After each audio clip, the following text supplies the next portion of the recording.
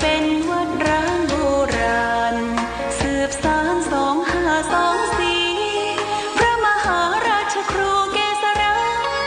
ปัญญาปรมาติกาจารย์จากวัดดับภัยเชียงใหม่สืบสานเวลาผ่าน131 ปีนะเจริญสุขศรัทธาสาธุชนญาติโยมท่านพุทธบริษัททั้งหลายวันนี้รายการธรรมประทีปส่องต่างก็ได้มาพบปะกับพ่อแม่พี่น้องศรัทธาสาธุชนแห่งครั้งหนึ่งเพื่อจะได้นำสิ่งที่เป็นสาระเป็นคุณธรรมนำมาบอกกล่าวข่าวเตือนคือแก่พ่อแม่พี่น้องศรัทธาญาติโยมก็เรื่องบุญเรื่องกุศลที่เขาจะได้รู้เข้าใจในหลักธรรมทางพระพุทธศาสนาเพื่อจะได้นำไปใช้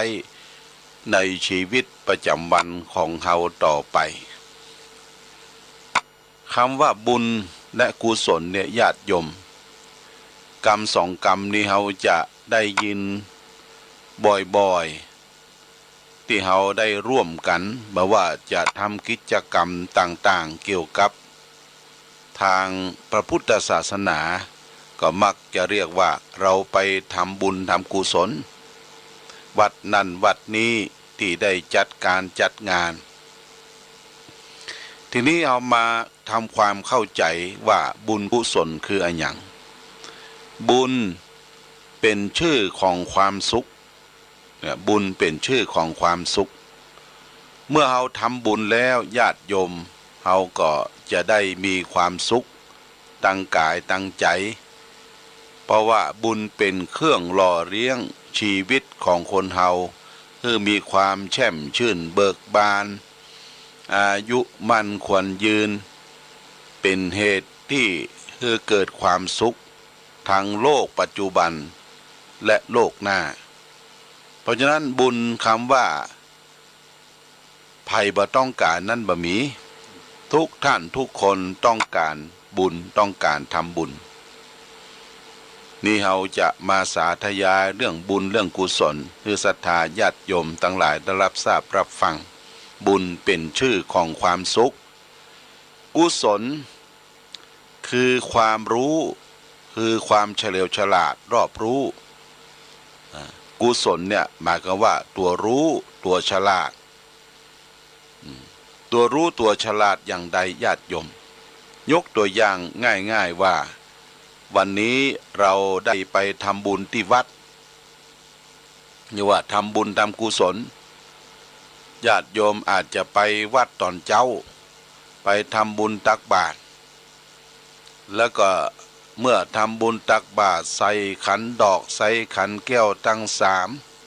3แล้วก็ใส่ข้าวน้ำโภชนะอาหารเรียบร้อยก็จะรีบกลับละรีบกลับแล้วก็รีบไปทำงานไปธุระที่อื่นแล้วก็ไปพบกับทุเจ้าพระสงฆ์และศรัทธาญาติโยมที่ไปร่วมบุญร่วมกุศลด้วยกันบอกว่ามีเวลาน้อยบ่มีเวลานักก็เอาดอกไม้ธูปเทียนมาใส่ขันแล้วใส่ขันโตกขันเข้าด้วยน้ำโภชนะอาหารแล้วก็ขอลาก็เนอะจะไปที่อื่นมีธุระที่อื่นอันนี้ก็คือเราได้บุญญาติโยมได้บุญได้ความสุขใจว่าเฮาวันนี้ได้ถวายเข้าน้ำปัจจัยให้แก่สังฆพระสงฆ์องค์เนรที่วัดนั้นเรียบร้อยแล้วก็รีบไปแต่ว่ากุศลยังบ่เกิดเตื้อกุศลคือตัวรู้สติปัญญาเนี่ยมันเกิดขึ้นมาโดยการที่เราจะต้องมีการประพฤติปฏิบัติธรรมโดยการฟังธรรมโดยการฟังอบรมจากครูบาอาจารย์พระเจ้าประสงค์ก่อนทำให้เกิดความรู้ความแตกฉานเรื่องนั้นเรื่องนี้ทำให้เกิดสติปัญญาความยับยั้งชั่งใจหลายอย่าง เพราะฉะนั้นเราไปวัดเนี่ยญาติโยมต้องได้ทั้งบุญได้ทั้งกุศลบุญก็คือเอาเข้าน้ำปัจจัยต่างๆไปถวายเกิดความสุขใจกุศลคือตัวรู้ตัวสติปัญญาคือตัวฉลาดที่ได้รับคำโอวาทจากทูตเจ้าประสงค์เปิ้นเทศนาธรรมบรรยายธรรมอย่างเช่นตอนเมื่อเจ้าในบรรพวันศีลก็จะมีทูตเจ้ามาฮื้อศีลฮื้อปอนแล้วก็ฮื้อข้อคิดตัวนั้นญาติโยมเป็นตัวสติตัวปัญญาที่เราจะได้น้อมนำไปประพฤติปฏิบัติใช้ในชีวิตประจำวันเพราะฉะนั้นบุญกุศลจึงมาด้วยกันบางครั้งโอกาสเวลาเราก็ได้แต่บุญคือความสุขใจบางครั้งโอกาสเวลาเราก็ได้กุศลคือตัวหูบ่ได้ทำบุญ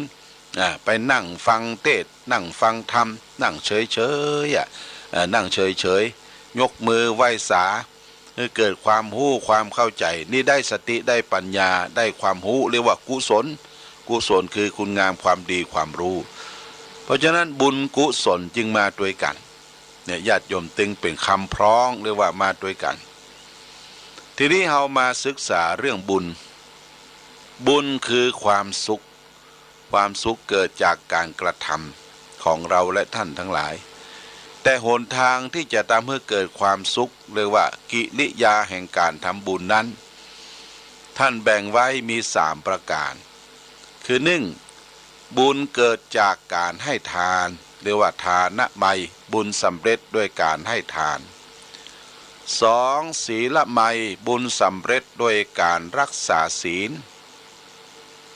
3ภาวนาไมยบุญสำเร็จด้วยการเจริญสมาธิภาวนาทานศีลภาวนานี่แหละคือหนทางทำให้เกิดบุญเกิดความรู้เกิดสติเกิดปัญญาทีนี้ข้อ1ทานไมยบุญสำเร็จด้วยการให้ทานนั้นท่านยังแบ่งออกเป็น3เนี่ยการให้ทานเนี่ยแบ่งออกเป็น3 1อามิสทาน2ธรรมทาน3อภัยทานเนี่ยญาติโยมแบ่งออกเป็น3อามิสทานอามิสคือสิ่งของอย่างเช่นเราไปทาน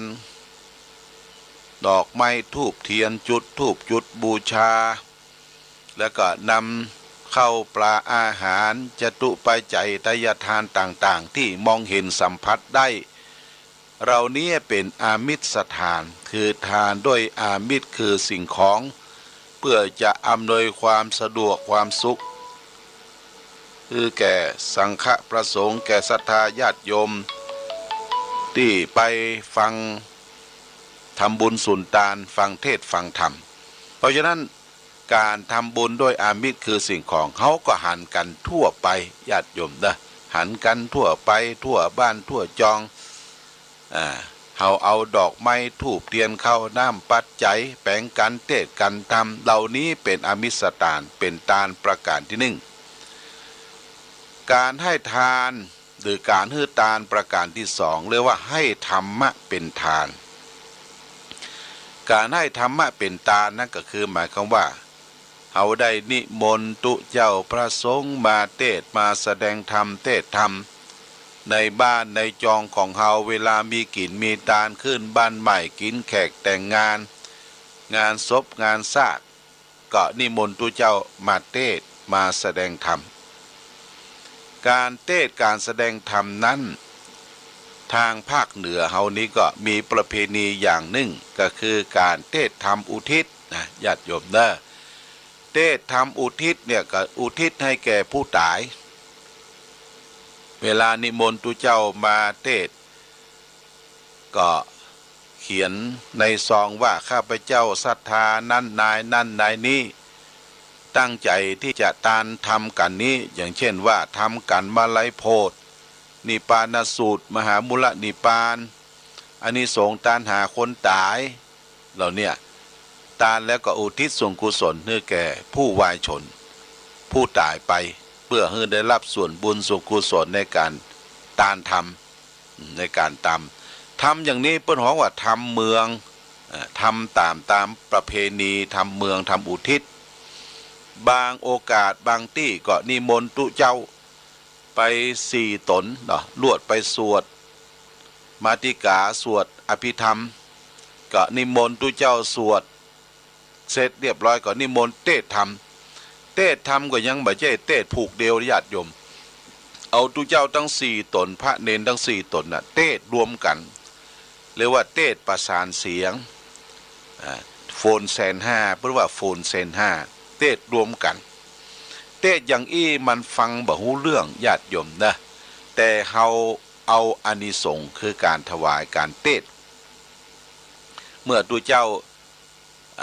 ตั้งปายบังคมสมเด็จเสด็จเรียบร้อยแล้วก็ทัดไปองค์ตั้งเก้าเฮาจะได้ฟังยาวหน่อยแต่สรุปแล้วเมื่อฟังธรรม4ผูกจบเนี่ยถามว่าญาติโยมหูเรื่องก็บ่หูเรื่องแล้วก็ภูมิใจว่าได้ตานทำอุทิศนี่เป็นประเพณีตังเมืองเหนือเฮาแต่บัดนี้ก็พัฒนากันมาและพัฒนากันว่าเฮาจะตานทำอุทิศตานทำให้แก่ผู้ตายนั่นก็ไปไปจาไปสนทนากับตุเจ้าว่านิมนต์เทศเหตุกันเดียวเทศเหตุผูกเดียวผูกตั้งเก้าองค์ที่เป็นประธานขอเทศป้อยเทศหูเรื่องแล้วก็คนก็ตั้งใจฟังนี่ก็คือเทศผูกเดียวกันเดียวเท้าจะตานแหม3 กันนั่นก็เอาใส่ยอดใส่กันเอากันทำเข้าใส่เอาทำกำปีเข้าใส่ก็ได้อยู่ญาติโยมเนี่ยได้อยู่อันนี้คือเทศแบบพื้นเมืองเรียกว่าเทศโฟนแสนห้านะโฟนแสนห้าเทศแถมประเภทหนึ่งที่นิยมเทศกันในการงานศพปัจจุบันนี้ก็คือเทศธรรมบรรยายเทศในงานศพหน้าศพก็จะนิมนต์กันเทศในคืนสุดท้ายเวลาเจิญแขกเหลือพ่อแม่พี่น้องเจ้าภาพนั่นเจ้าภาพนี่มามีการสวดพระอภิธรรมเรียบร้อยแล้วก็มีการเทศธรรมบรรยายก็ส่วนมากก็นิมนต์องค์เทศที่มีความชำนาญบางคนก็เทศตลกปกฮาบางองค์ก็เทศธรรมมีสาระประโยชน์บางองค์ก็เทศเป็นแบบฉลับพื้นเมืองอันนี้เทศอย่างนี้จะเป็นประโยชน์เรียกว่าธรรมบรรยายแล้วก็เป็นการตั้งใจอุทิศส่วนกุศลคือแก่ผู้ที่วายชนเนี่ยคือการตานธรรมได้การปูจาธรรมการปูจาธรรมการฮือตานธรรมะเป็นตานที่ประเสริฐกว่าอามิสสิ่งของทั้งหลายในญาติโยมเด้อบางท่านบางคนเป็นเจ้าภาพพระธรรมเทศนาก็มีอานิสงส์ยิ่งกว่าอามิสต่างองค์ที่ไปแสดงธรรมเทศธรรมบรรยายธรรมแนะนำพร่ำสอนก็ได้ประโยชน์ได้บุญได้กุศลล้นกว่าอามิสตานทั้งหลายและบ่เท่าแต่นั้นญาติโยมเทศธรรมก็สามารถที่จะสาธกยกอย่างให้ญาติโยมให้เข้าใจได้ง่ายบะองค์แห่งพระธรรมกถึกน่ะคือเทศไปตามลำดับบัดตัดให้ขาดความเทศแล้วทำความเข้าใจให้แก่ผู้ฟังและผู้ฟังเมื่อฟังธรรมจบน่ะจิตใจเปิ้นผ่องใสโอ้วันนี้ม่วนว่าเข้าอกเข้าใจตุเจ้ามาเทศชี้แจงแถลงไขโอ้ตั้งใจอุทิศส่งกุศลเนื้อแก่พ่อแก่แม่ปลื้มอกปลื้มใจอันนี้เรียกว่านิมนต์ตุเจ้าไปเทศในงานศพเพราะฉะนั้นเวลาเทศในงานศพเนี่ยญาติโยมเจ้าภาพกันเทศก็มักจะให้จะหอมจะรวมกันเวลาเปิ้นเทศธรรมเขาก็ตั้งอกตั้งใจฟังการฟังธรรมนั้นมีหลายอย่างเนี่ยญาติโยมฟังกบฟังเก็บฟังกับแล้วก็ฟังเก่งฟังกบฟังกับฟังเก็บฟังเก่งเขาจะฟังอย่างใดให้มันถูกต้องฟังกบเนี่ยญาติโยมอย่างเฮาไปฟังธรรมที่วัดสมัยก่อนเปิ่นไปฟังธรรมกันฝนตกสิกลางวาสา ตั้งให้ตั้งหน้าก็เสียงกบอ้อเศร้าญาติโยมตุเจ้าประสงค์เทศพระน้อยองค์ใดเสียงม่วนญาติโยมฟังแล้วก็ม่วนอกม่วนใจเอาสองมือไหว้ไปทางหน้าเอาหัวมุลงนั่งพับเพียบอบปบเหมือนกับกบนั่นเรียกว่าฟังกบฟังบ่ฟังได้ฟังไปก็คนสอดลวดลับไปตัวเหียนะพอพระน้อยจบบังคมสมเลสเดชเนี่ยญาติโยมปะงงปะง่างเขาจิขี้ข้างขึ้นมาว่าเป็นได้ทำผูกนี้เป็นได้ป้องม่วนนักแกเนอะมัน10 เหตุกรรมเนี่ย10 เหตุกรรมกับยีบลับไปเนี่ยฟังกบอบปบเหมือนกับกบเนี่ยญาติโยมฟังกับคือฟังอย่างใดฟังกับก็คือการฟังธรรมเนี่ยคือตุเจ้าเป็นเครื่องส่งญาติโยมเป็นเครื่องรับญาติโยมบ่ได้เปิดเครื่องรับไว้เสียงตุเจ้าเทศไปเนี่ยโหมันกลับย้อนมาสู่ตุเจ้าเหี่ยเก่าเสียเก่าแล้วก็คือฟังแล้วก็กลับมาเป็นเสียงสะท้อนมาเพราะญาติโยมบ่ได้เปิดเครื่องรับหรือเปิดเครื่องรับก็มีคลื่นอื่นมากวนอู้กันจอกแจ๊กจอแจอู้เรื่องเก่าเรื่องใหม่คำสาธยายที่มาปะมาพบกันเนี่ยคนเฮามันจังคันปากมันอดรนทนบ่ได้แม้ว่าตุเจ้าประสงค์เปิ้นเทศเปิ้นแสดงธรรมก็ยังบะตั้งใจฟังเตื้อนี่เราฟังแล้วก็เสียงมันกลับมากวนธรรมอู้กวนธรรมนี่ว่าฟังกลับฟังเก็บฟังอย่างใดญาติโยมฟังเก็บก็คือฟังเอาสาระประโยชน์จากการตุเจ้าประสงค์เปิ้นเทศเปิ้นบรรยายบ่ว่าจะในวิทยุบ่ว่าจะในโทรทัศน์หรือจะไปฟังกันที่วัดฟังแล้วเกิดความเข้าอกเข้าใจเก็บสาระประโยชน์นั่นมาแต่ก่อนเช่นปอุ้ยไม่อุ้ยเฮาเปิ้นไปฟังธรรมที่วัดเนี่ยเป็นทำเรื่องทำข้าวเปิ้นจะจำได้หมดเนอะจำได้ก็มาถึงบ้านถึงจองกินข้าวน้ำข้าวแรงก่อนจะเข้านอนลูกหลานก็มาห้อมล้อมอีพ่ออีแม่จะไปอู้เรื่องนั้นเนอะประเดี๋ยวจะอู้เรื่องการไปฟังธรรมแต่เจ้านะยักฮบกับหน่อนั่นหน่อนี่เราอ่อนก็ตั้งใจฟังธรรมจากการต่อของปอุ้ยไม่อุ้ยที่ไปฟังที่เปิ้นเก็บมาเลยว่าฟังเก็บฟังอย่างมีประโยชน์มีสาระประโยชน์สุดท้ายฟังเก่งฟังอย่างใดญาติโยมคือเก่งอกเก่งใจกันตุเจ้าก็ไปเทศธรรมไปแสดงธรรมก็เก่งอกเก่งใจญาติโยมศรัทธาตั้งอกตั้งใจแสดงพระธรรมเทศนาญาติโยมก็เก่งอกเก่งใจตุเจ้าพระสงฆ์ที่ไปแสดงธรรมเทศธรรมถ้าบ่เก่งอกเก่งใจกันญาติโยมมันจะทำให้เสียบรรยากาศยกตัวอย่างเช่นว่าตุเจ้าเทศไปได้สักกรรมเนี่ยหมู่ที่จะเลี้ยงข้าวต้มก็มาละแม่ครัวพ่อครัวยกข้าวต้มมาละเทศไปได้สัก10 นาทีเป็นจะได้ฟังเลี้ยงครัวเปิ้นปิดก่อนบ่ดอกเปิ้นก็หากินข้าวแรงมาเนี่ยเอาข้าวต้มมาเลี้ยงละอันข้าวต้มนี่ก็แปลกเนี่ยญาติโยมเนี่ยเอามาเลี้ยงเอามาตามสองหน้าออยมันต้องหูดังสัมผัสกับจมูกละมันจังอดรนทนบ่ได้นะ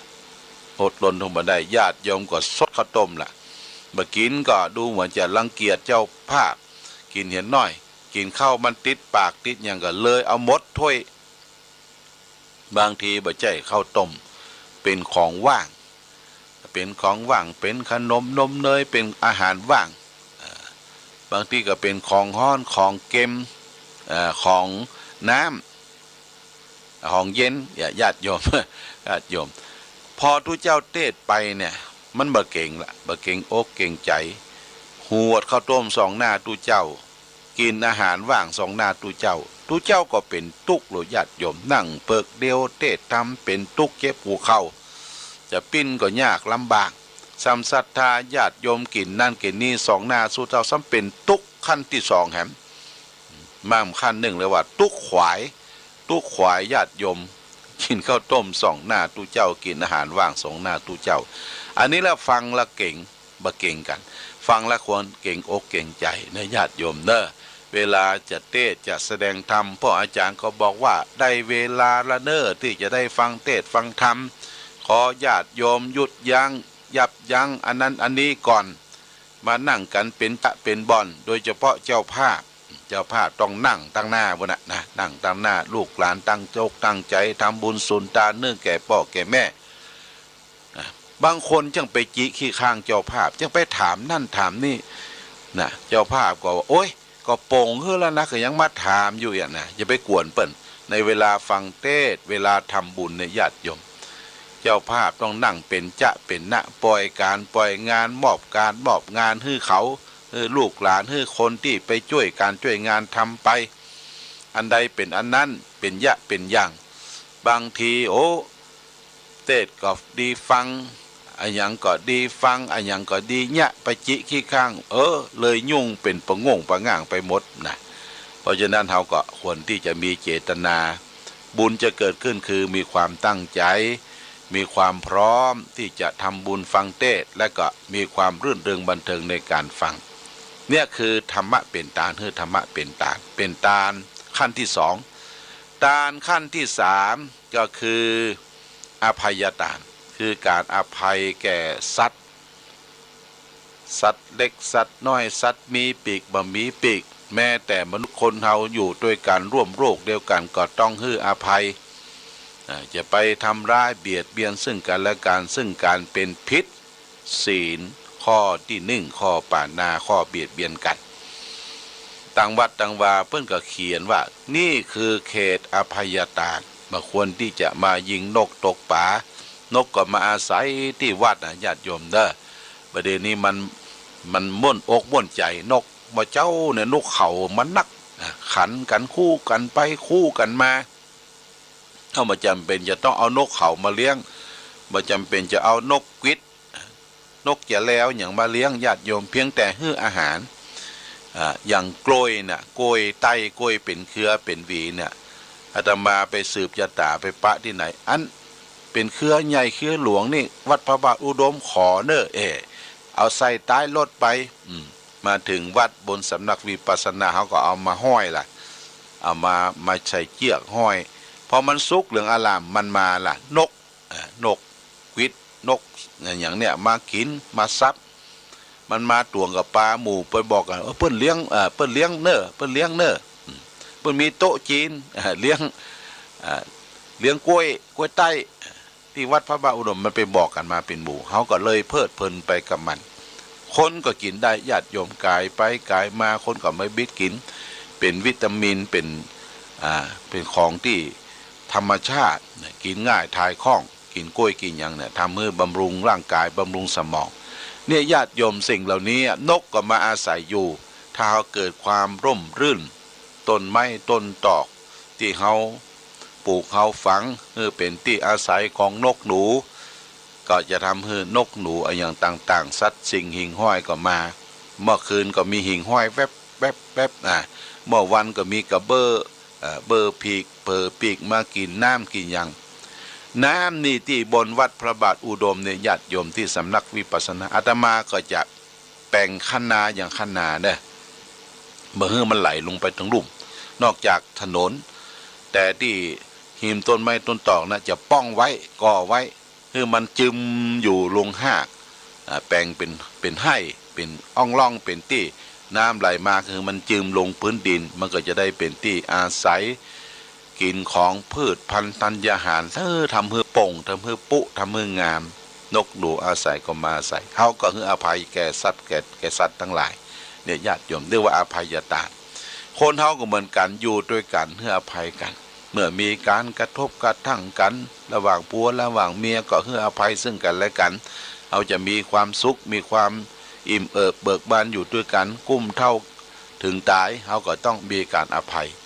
นี่คือเรื่องของการทานเรียกว่าอามิสทานธรรมทานอภัยทานควรที่จะได้ศึกษานำมาประพฤติปฏิบัติต่อไปบุญที่จะเกิดขึ้นประการที่สองก็คือการรักษาศีลเนื้อญาติโยมเนอะศี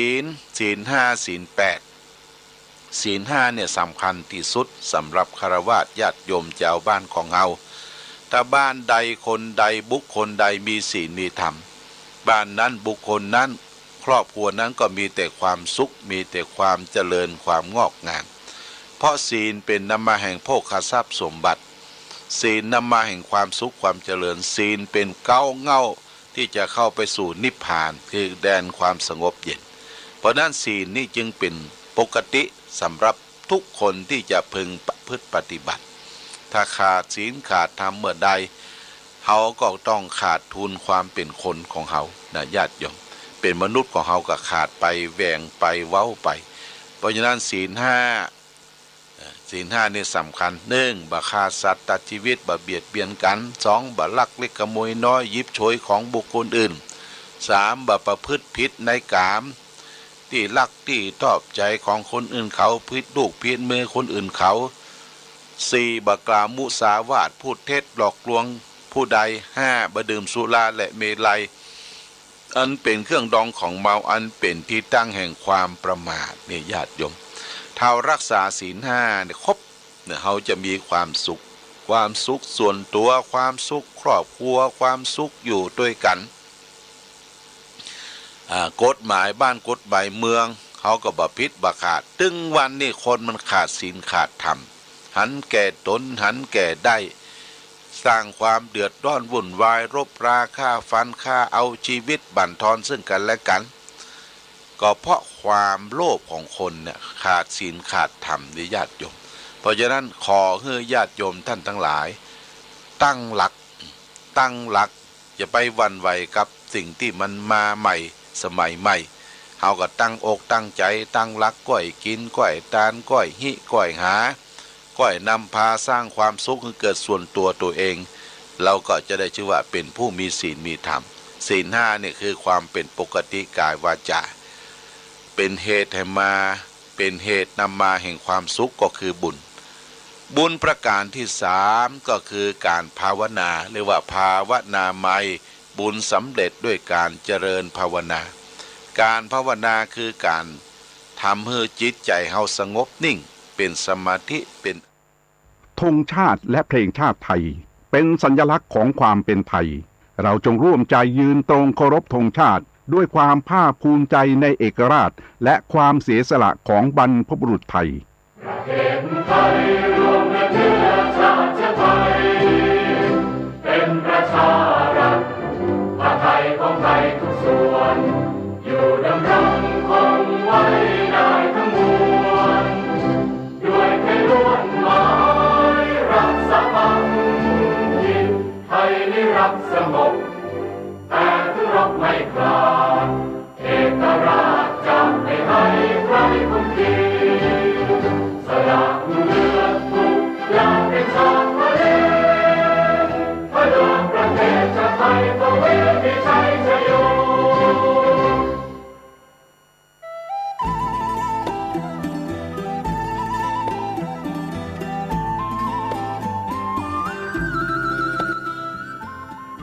ข่าวสารเพื่อการประชาสัมพันธ์ด้วยพลังพุทธานุภาพธรรมานุภาพสังฆานุภาพเทวานุภาพนาคานุภาพแห่งบรมครูบาอาจารย์ปู่ฤาษี108เจ้าภาพสร้างหล่อปั้นพระพุทธรูปพระเจ้าทันใจโดยมีคุณแม่ชี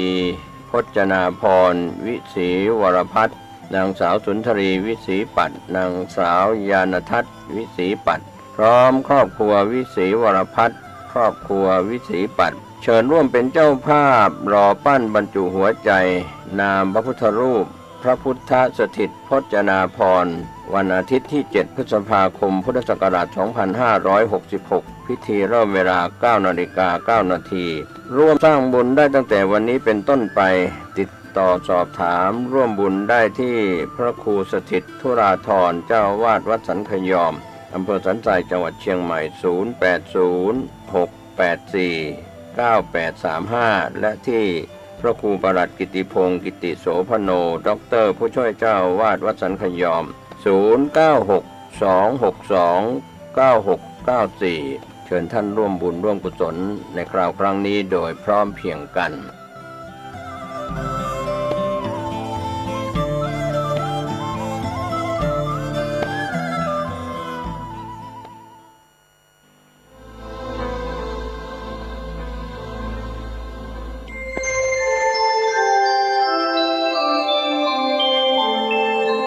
ขณะนี้ท่านกำลังฟัง สถานีวิทยุกระจายเสียง FM 104.5 เมกะเฮิรตซ์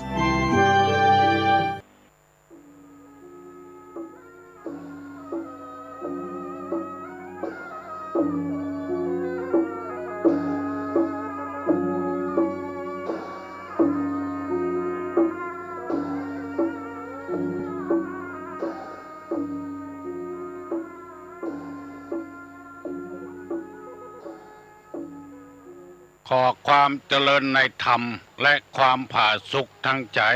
จงได้มาบังเกิดมีกับท่านสาธุชนคนดี ผู้รับฟังรายการเมื่อเจ้าวันนี้ทุกท่าน พร้อมกันนี้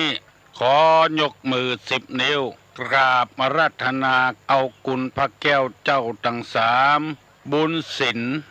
บุญทานที่ได้กระทำบำเพ็ญมาแต่อดีตเสื้อวัดเสื้อวาเสื้อบ้านเสื้อเมืองพระสยามเทวาธิราชกุณพ่อกุณแม่กุณครูบาอาจารย์และสิ่งศักดิ์สิทธิ์ทั้งหลายได้มาบังเกิดมีกับพ่อแม่พี่น้องลูกเต้าหลานเหลนวงศาคณาญาติปู่ป้าน้าอาคุณตาคุณยายคุณปู่คุณย่าและท่านผู้มีเกียรติทุกขอให้มีความสุขกายสุขใจตลอดถึงพระสงฆ์พระเจ้าผู้รับฟังรายการนี้ขอให้ได้เอาตนเอาตัวกำจูปวรพระพุทธศาสนาเจริญรุ่งเรืองตลาบต่อเต้า5 ปันพวสาสิ่งศักดิ์สิทธิ์ทั้งหลายอันมีพระธาตุเจ้าโดยสุเทพและครูบาเจ้าศรีวิจัยนักบุญแห่งล้านนาไทยได้มาอวบฟักรักษาคืออยู่ดีมีสุขเหมือนกันทุกคนก่อนที่จะได้ดำเนินรายการนี้ขอเชิญชวนท่านสาธุชนพุทธบริษัทผู้รับฟังรายการทุกคนได้ปากันไหว้พระเพื่อเป็นสิริมงคลว่าโดยตุลุงเนอบางคนก็เก่งแล้วว่าโดยได้หมดบางคงก่อนยังคุกคักอยู่จะใดก็จะพยายามให้ท่านทั้งหลายได้ไหว้พระเป็นเหมือนกันกูคนบอกว่าละเอกละอ่อนคนเฒ่าคนแก่อะระหังสัมมาสัมพุทโธภควาพุทธังภควันตังอภิวาเทมิกราบสวากขาโตภควตาธัมโมธัมมังนัมมัสสามิกราบสุปฏิปันโนภควโตสาวกสังโฆสังฆังนะมามิกราบหันทมยังพุทธัสสะภควโตบุพาภะคณะมะกะลังกะโลมาเสนะโมตัสสะภะคะวะโตอะระหะโตสัมมาสัมพุทธัสสะนะโมตัสสะภะคะวะโตอะระหะโตสัมมาสัมพุทธัสสะนะโมตัสสะภะคะวะโตอะระหะโตสัมมาสัมพุทธัสสะพุทธังสรณังกัจฉามิธัมมังสรณังกัจฉามิสังฆังสรณังกัจฉามิตุติยัมปิพุทธังสรณังกัจฉามิตุติยัมปิธัมมังสรณังกัจฉามิตุติยัมปิสังฆังสรณังกัจฉามิตติยัมปิพุทธังสรณังกัจฉามิตติยัมปิธัมมังสรณังกัจฉามิตติยัมปิสังฆังสรณังกัจฉามิอิติปิโสภะคะวาอะระหังสัมมาสัมพุทโธวิช ชาจารณะสัมปันโนสุขโตโลกาวิโทอนุตตะโลปุลิสะธรรมสารถิสัทธาเทวะมนุษย์สานังพุทโธภควาติสวากขาโตภควตาธัมโมสันติติโกอากาลิโกเอหิปัสสิโกโอปนะยิโกปัจจัตตังเวทิตโพวินโยหิติสุปฏิปันโนภควโตสาวกสังโฆโอจุปฏิปันโนภควโตสาวกสังโฆญาญาปฏิปันโนภควโตสาวกสังโฆสามิจิปฏิปันโนภควโตสาวกสังโฆญาติตังจัตตาลิปุริสายุคานิอัฏฐปุริสาปุคลาเอสะภควโตสาวกสังโฆอาหุไนโยปาหุไนโยทักขิไนโยอัญจลิกาลนิโยอนุตตรังปุญญเขตังโรกัสสติกราบหนึ่งกราบสองกราบสามต่อไปท่านผู้ฟังท่านสาธุชนทั้งหลายจะได้รับฟังธรรมะในทางพระพุทธศาสนาเพื่อเป็นคติเตือนอกเตือนใจยินดีกับพี่น้องกุคนที่รับฟังรายการนี้บ่ฮู้ว่าจะเอาอย่างมาตอบแทนบุญคุณท่านทั้งหลายบางคนจนว่าถ้าบ่ได้ฟังแล้วบ่ม่วนใจงุดหงิดยินดีกับพี่น้องทั้งหลายกุคนที่รับฟังรายการวันนี้จะเอากรรมบักเก่ามาเสนอให้ท่านทั้งหลายได้ฟังเพื่อจะได้สืบของเก่าของแก่ไว้กรรมบักเก่ามีอยู่ว่าแดดขี้ฝนคนขี้เหล้าคนเท่าเก้าผมกิ้วสามอย่างนี้มีความขิวเหมือนกันแดดขี้ฝนคนขี้เหล้าคนเท่าเก้าผมกิ้วสามอย่างนี้คิวเหมือนกันคำว่าคิวเป็นกำเมืองของเฮาบักขูดนี่มันคิว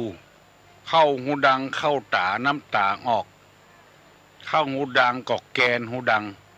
อันนี้ปนห้องว่าคิวแมงดาคิวแมงดานายน่ะตัวปูน่ะคิวคำว่าคิวนี่ก็คือลองดมบักขูดก็เถอะดมแมงดาก็เถอะมันเตะหูดังวุ่นวายมันคิวจามไปก็มีคำว่าแดดขี้ฝนคนขี้เหล้า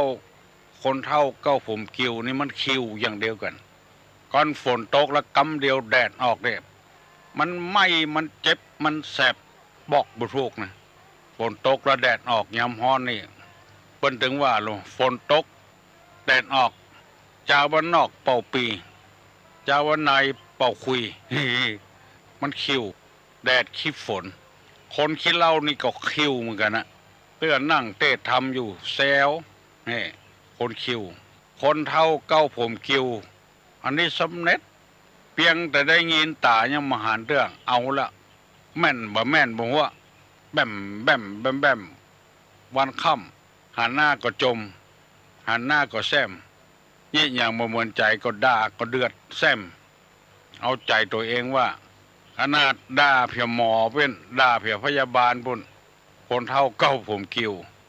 มันคิวเหมือนกันหมดเพราะฉะนั้นจะไปลื่นจะไปให้มันได้คิวแล้วจะไปใกล้มันอันนี้ความคิวของแดดขี้ฝนคนขี้เหล้าคนเท่าเก้าผมคิวมันคิวเหมือนกันหมดนำมาเสนอให้พี่น้องทั้งหลายได้ฟังว่าสิ่งเหล่านี้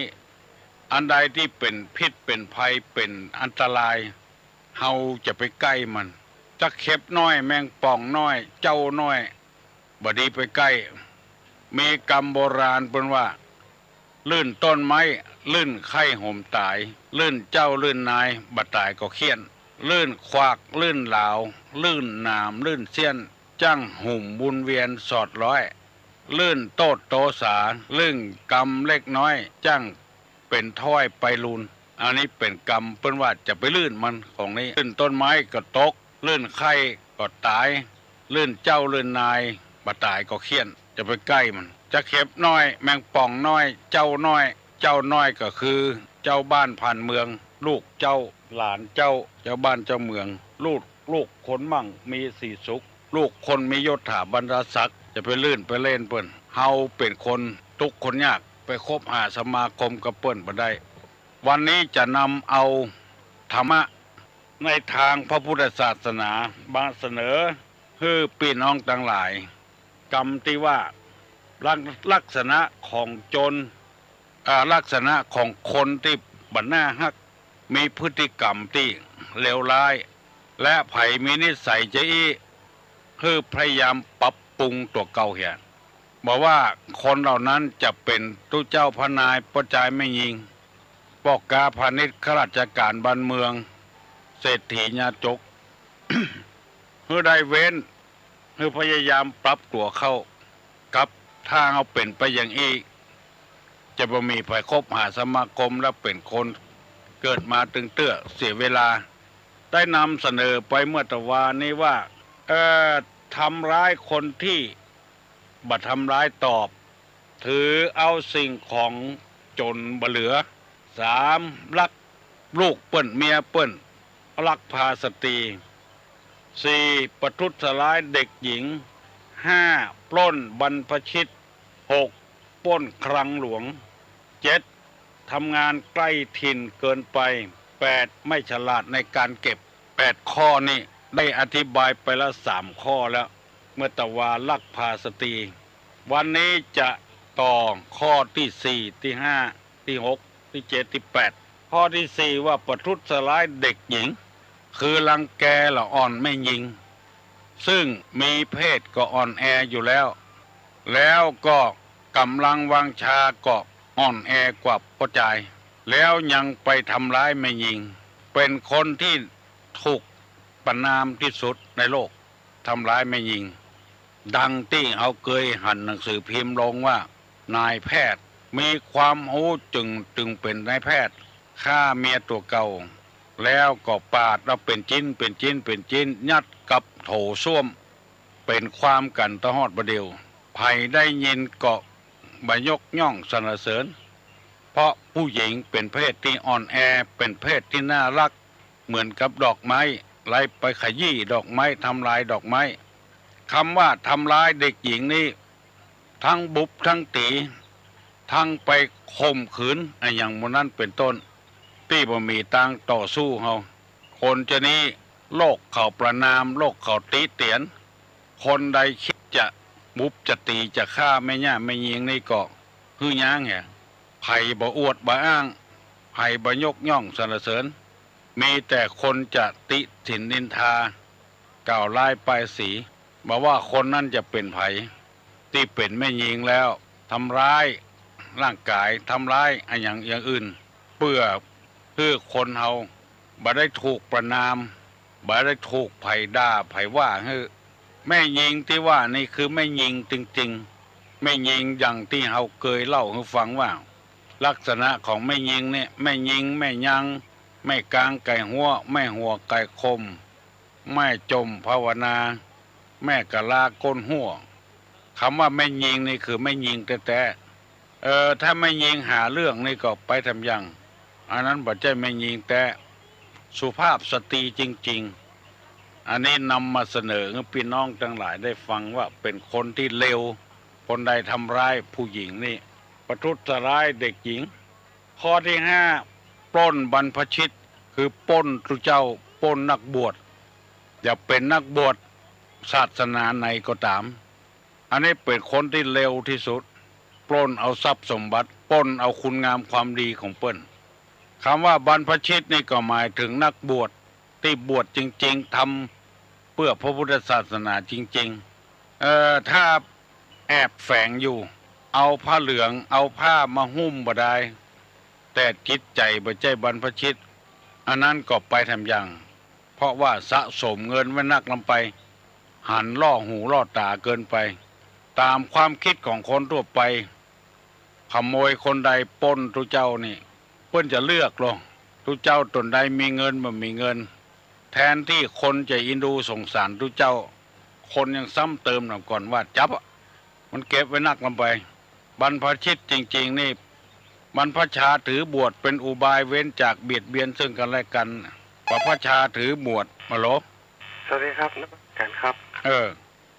ครับใครอยากถามตุ๊กนะครับ จะถามว่า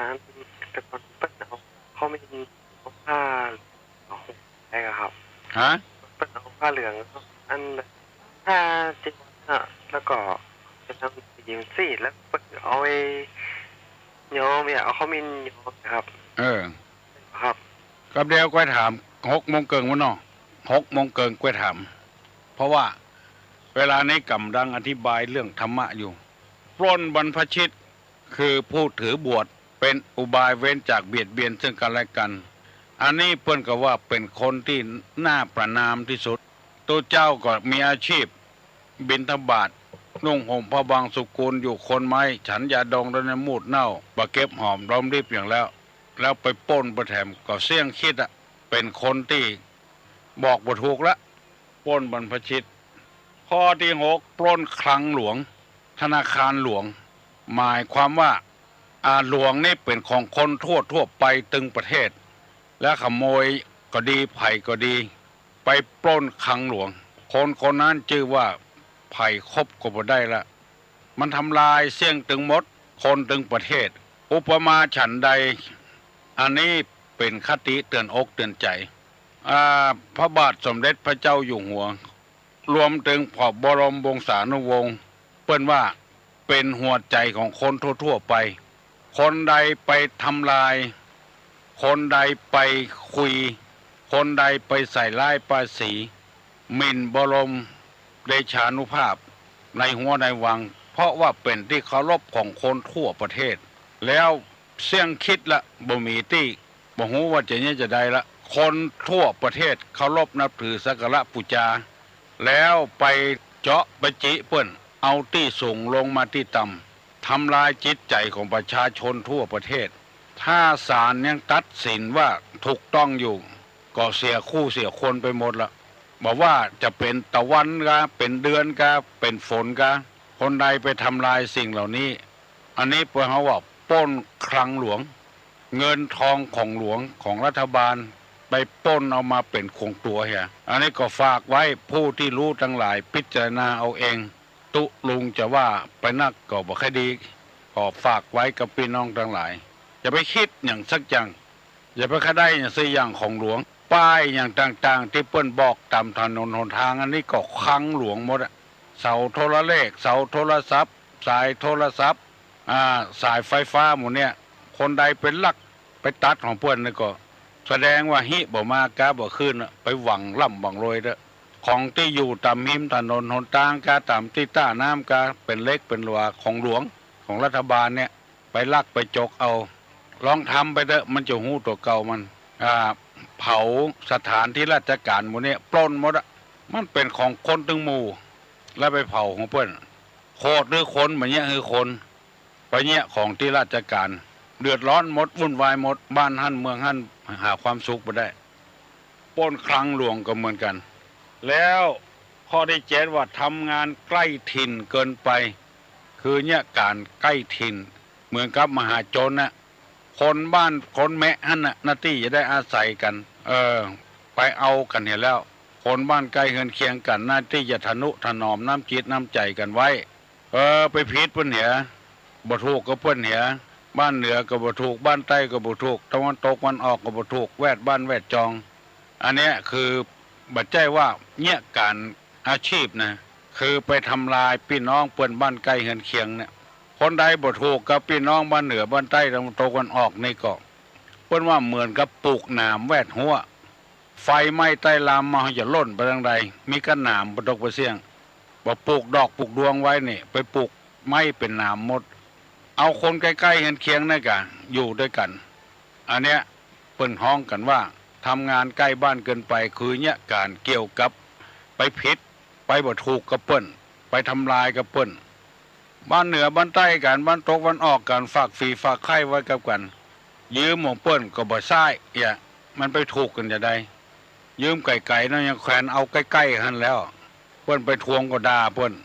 เมื่อก็ได้ไปทำยังเมื่อได้ไปแล้วไปทำยังไผมีนิสัยอย่างอี้เปิ้นว่าคือแก้ไขเฮียปรับปรุงตัวเก่าเฮียแล้วข้อที่8ไม่ฉลาดในการเก็บคือได้ขึ้นมาละใจสุรุ่ยสุร่ายบ่เก็บชื่อเก็บเสียงตัวเก่าบ่เก็บเงาเอาขวัญพี่น้องตัวเก่าบ่เก็บชื่อเก็บเสียงลูกเต้าหลานเลนของตัวเก่าพ่อตัวเก่าก็เล่าขวัญแม่ตัวเก่าก็เล่าขวัญลูกตัวเก่าก็เล่าขวัญเป็นบุคคลที่คบหาสมาคมก็บ่ได้แม้แต่ครูบาอาจารย์ตัวเก่าก็เล่า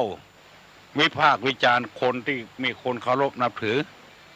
ตัวลุงนำมาเสนอให้พี่น้องทั้งหลายได้ฟังยังมีแถมหลายอย่างอยู่เข้มข้นขึ้นไปติ๊กๆว่าฟังไปเทื่อน้อยเอาละประเดี๋ยวนี้มัน6:00นละอันใจพี่น้องทั้งหลายใครอู้ตัวตัวลุงโทรมา2 เทื่อละเอาเจิญเนอะเอาก่อนจะถามก่อนจะอู้กับตัวลุงนั้นขอโทษเนอะตะกี้นะเพราะว่าเราได้สัญญากันไว้ฮัลโหลครับครับหวัดดีครับผมแค่ถามครับหาแค่ถามลุงครับถามว่ายายแค่ถามว่าตะกอนเนี่ยผมให้รู้ว่าตะกอนเปิ้นขึ้นเช่นใหม่เนี่ยเปิ้นนิมนต์พระเจ้าไปนอนบ้านใหม่ได้ครับได้หรอตุลุงก็เคยเป็นนิมนต์พระเจ้า9 ตนเนี่ยนิมนต์พระเจ้าไปนอนบ้านใหม่9 ตนเลยครับตะกอนนะครับแล้วก็ตามเย็นใหม่พระเจ้าแล้วก็เจ้านอนหั่นตอนวัดหั่นครับได้ครับแต่อันนี้แม่นแต่ลุงเคยครับตุลุงเคยไปละไปนอนละแล้วเมื่อเจ้าเพิ่งก่อปู่เจ้าบ้านใหม่ขึ้นแล้วก็ตักบ้านกลางเฮือนครับนี่ครับแม่นละเคยได้ยินเปิ้นโอ้ฟังตุลุงเคยไปนอนละครับแล้วเหมือนเดียวนี้มีตุลุงสึกจะได้บ้างครับโอ้บัดเดียวนี้มันลุงลังไปเฮ้ยเปิ้นบ่ฮือเกียรติตุเจ้าไม่ใช่บ่ฮือเกียรติตุเจ้าครับขอลืมมีไผเนี่ยแล้วขอลืมกะครับบ่ลืมงั้นตุเจ้าบ่ให้ไปนอนถ้ามีบ้านผีดุเขาอาจจะนิมนต์เจ้าตุลุงไปนอนก็ได้นิมนต์ก็ไปก็แต่ตะกอนเนี่ยเวลาเปิ้นแปลงเฮือนใหม่เนาะแปลงบ้านเปิ้นบอกมีคำว่าแปลงบ้านสร้างเฮือนนี่เนาะน่ะเปิ้นก็นิมนต์เจ้าไปกะครับเนาะผมให้อุตลุงนะว่ายังถอนเนาะตุลุงครับที่จริงเปิ้นถอนอุโบสถแล้วเขาก็ไปถอนบ้านน่ะประเดี๋ยวเนี่ยลุงว่าจะได้ครับมันไปถอนสีมาลูกก็มันเรื่องของเรื่องนะเขาบักให้อู้ที่นี่นะอู้2 คนก็พอละคงเป็นพระนมเนน้อยครับเรื่องของเรื่องมันเอาใจเจ้าบ้านน่ะเอาใจเจ้าบ้านให้เพิ่นแล้วอกแล้วใจเพิ่นก็เต็มใจทุกเจ้าไปนอนก็ได้บ่นอนก็ได้เขาไปเส้นตีแพงให้ชาวบ้านฮู้นะแต่ว่าผมสงสัยครับเนาะสงสัยครับว่าเปิ้นเคยถอนอุโบสถนี้แล้วก็เป็นถอนบ้านแล้วก็ตะกอนการถอนบ้านเนี่ยถอนที่บ้านที่ดินสตวง4 มุมเนี่ยครับเป็นหน้าที่ปูจานแต่ครับแล้วก็หลังๆนี่เป็นยกปูจานยกเป็นหน้าที่ตุเจ้าครับแต่ครับเปิ้นนับถือตุเจ้าเคารพนับตุเจ้าเนี่ยแล้วก็มันสบายใจมันไม่ใช่มีอย่างนะเอาอย่างนี้เรื่องนี้นี่มันกระจายไปบ่ได้คำเดียวคนที่เคารพนับถือจะว่าให้กันโทรมาหาตุลุงมโลนมาหา121222ผมเป็นพระลุงน้อยครับให้ฮู้บ่ได้ครับเพราะว่าสถานตุงครับมันเรื่องนี้มันเกี่ยวกับเอาอกเอาใจกันมันมีอย่างปัญหาอย่างตัวใดถ้าทุกเจ้าได้ทำก็ได้สบายอกสบายใจถ้ามันคืดมันจาก็ฝรั่งไปอยู่ได้อย่างไรจะถามว่าอย่างนี้นะขุดได้เอาขว้างเหรอขุดบ่ได้เอาติดตัวมาไอ้อย่างไผ่ตอบได้ต้องตอบมาหรอขุดได้เอาขว้างเหรอขุดบ่ได้เอาติดตัวมาไอ้อย่างเป็นกรรมถามโบราณนะถ้าเอาขุดได้เอาขว้างเหรอเนี่ยขุดบ่ได้เอามัดไอ้อย่างฮัลโหลที่ไหนฮะแกเจ้าปะแก นาปัก ขุดได้ ตีนแม่นก็สุมาเถอะ นาปักตีนแม่นก็เจ้า แม่นละโร เก่งด้า ขอบคุณเจ้า โอ้ตะลุงว่าเจ้าสบายใจแล้วโอ้ปนาบุญฮานี่เปิ้นบัดกัดก็เหรอ7 โมงปลายได้ โอ้ก็ขอบคุณหัวหน้าสถานีโดยเนอะแต่ยังไงตะลุงเนอะ เจ้าน้ำปักตีนเนาะน้ำปักตีนก่อนบ่องได้เอาขว้างเหียก่อนบ่องมาได้เอามาตวยปะแกนี่ละปูนนี่เก่งแต่เอาเฮ้ยขุดได้เอาขว้างเหียขุดมาได้เอามาตวยน้ำปักตีนมาเดี๋ยวนี้6 โมงเกินไปแล้วเนอะไผ่ยังบ่ลุกเลยเนอะรับหมดนะเนาะฝนตกขึ้นหุ่งหลับหมดหลับกันลุกก็ได้บ่ลุกก็ได้วันนี้วันเสาร์ฮัลโหล ธรรมสการเจ้า น้องป้อบหวา ลุงโทรมาหาตุลุงบัดตานวันนี้ตานเหรอ วันนี้ตันเหรอ เจ้า แล้ววันนี้ก็ได้ไหว้พร้อมตุลุงตัว ดีแล้ว ละปูนนะตุลุง ละปูนพุ่นเหรอ ละปูนน้องหมูนะ น้องหมูมัน2 วันนี้เองนี่เนาะตุลุงเนาะ เจ้าหลับหมด มันมีอย่างมาอู้ตุลุงมาทักมาทายให้กำลังใจตุลุง ยินดีเนอะ ฟังถึงวันเช้า ฝนตกก่อนน้ำปุ้น ตกกะ ซิ ลมตย ยังซิอยู่เนาะ เจ้า ใครตกอย่างเงี้ยตุลุงสบายดีต้นไม้ต้นตอก็ยิ้มกันกะ ได้กินให้ทอพองเนาะ เจ้า ยินดีเนอะ เจ้า โชคดีลูกเนอะถ้าบนลูกกลมเป็นอย่างวันเสาร์เนาะถามว่าจะได้หาฮัลโหลมันได้ยินออกเลยเจ้าอย่างนั้นเนาะตามเพจได้ยินเนาะโทรศัพท์ได้ยินนี่วิทยุมันดังโอ้วิทยุโอ้ทำนี้ได้ยินเหรออีได้ยินแล้วนี่โทรศัพท์การเจ้าอันแต่ว่าจะโทรมาแต่ว่าก็ได้ว่าไม่ได้ฟังดับหมดภาษาบ้านนี้ดับหมดฟังประกรรมแต่ว่าเขาโทรมาได้ก็บัดติดเขาฝ่ายมาก็ฝ่ายบอกว่าเนี่ยแต่วันคืนไปเอาพระไปไว้หั่นยังพระที่จิกพูดน่าค่ะเขาพูดว่าเอาไว้ไปไว้วัดแล้วก็เลยไปวันนั้นเอาผ้าอย่างไปก็ลวดไปค่ะผ้าก็เอามาเจ้ายินดีเนี่ย3 กล่องเนาะนั่นนะแต่ว่าไผเอาพระเจ้ามาตานนี่หลวงพ่อเจ้าประทานไปไว้หั่นเหียเนาะมันเสียองค์กะไปหน่อยดักเป็นข้าวปูนนะเนาะตัวบ่เคยได้ว่าเจอตุลุงเหมือนจะเจอสักกรรมนะถ้าฝังเนาะฝังไปว่าจะสิ่งอย่างนั้นไปเดี๋ยวพูด8 โมงไปแล้วโหพอออกมองไปรถออกมาแล้วก็เจ้าของดีปะหมีตัวว่ามีอะไรที่หาหนุ่มมีตู้น้องบ้านว่าพวกมันได้อ้อยนี่เลยว่ามันได้บอกให้เขาได้บอกคือหนออยู่ในผาอบทองเหลืองเป็นยังของรักได้ซึ่งหนีหายไปไหนก่อนไปเอาเนาะแต่นั้นไว้คือเนาะแล้วตู้ลุงอย่างออกไม่ได้เดี๋ยวออกไม่ได้น่ะอย่างโซนน่ะผมตู้ลุงผมมันต้องมีฮั่นน่ะหรอนะเพราะว่านั่นตัวนั้นเพื่อชอบหาอย่างเหมือนหันเลยมันได้บอกให้เขาไว้ลืมไปวันหน้าบอกเนอะเอาใส่ถุงไว้บดีเขียนติดไว้ว่าวันหน้าถ้ามาบาดเจอตู้ลุงใครได้จะเอาเนาะได้บอกให้เขาไว้เจ้ากับ4 วันที่แจกนั่นนะก็ไม่ได้นะวางแล้วของนี้ยังแค่ได้ลูกของดีก็มาเอาลูกเพราะว่าเอาไปกู้ครูบาศรีวิจัยน่ะดีอันนี้ตู้ลุงก็เป็นพระนาขององค์ที่2แล้วกันไปเตรียมป่ะเนี่ยเพียบพุ่นหมดอันหนึ่งมันปฏิวัติและอันหนึ่งสร้างเนาะก็เหมือนกันนั่นน่ะคนละอย่างเจ้านะเจ้ามัสการเจ้ายินดีเนอะสุกในดินกินมาได้อย่างไม่ใช่สุกในเตาไฟนะสุกในดินแล้วกินมาได้อย่างได้ตอบมาเนอะฮัลโหลอันครูบาเจ้าขอถามเลยแล้วอะไรแป๊บๆเข้าไปดูข้างกลางไม่รู้ข้างๆมีขนนิดหน่อยอย่างเลยอันนี้มันได้ยามเนอะครูบาเจ้าเนอะนี่ว่าอย่างนะว่ากรรมเดียวแล้วก็บัดนั้นได้ยินทีสักกรรมตามที่หูมานี่ก็ ตามที่หูมานี่ก็คือใบหูงัวตรงกลางมีรูตั้งริมมีขนรูดไปเห็นแล้วที่ถามเมื่อกี้นะคือหูงัวเหมือนใบปูตั้งกลางมีหูตั้งหิมมีขนคือหูงัวตอบไปแล้วเนอะคนอื่นไม่ต้องตอบตัวลุงตอบไปแล้วฮัลโหลสวัสดีนมัสการตัวลุงครับ ครับถามปัญหานะครับมาอะไรมันนุ่มมันแน่นมันหนาแกลงมามันหลวมโลดเละถามทั่วไปครับตัวลุงถามก่อนตัวถ้าตัวลุงตอบได้ก็ตอบเลยครับบะขาม ถูกต้องครับบังอาจวันนี้มันอย่างตัวมันแรงเนาะแมงเม่าแมงมันนักนะอันนี้ก็เก็บได้คล่องเนาะอันนี้มันบาปนะเนาะไม่เป็นบาปนะมัน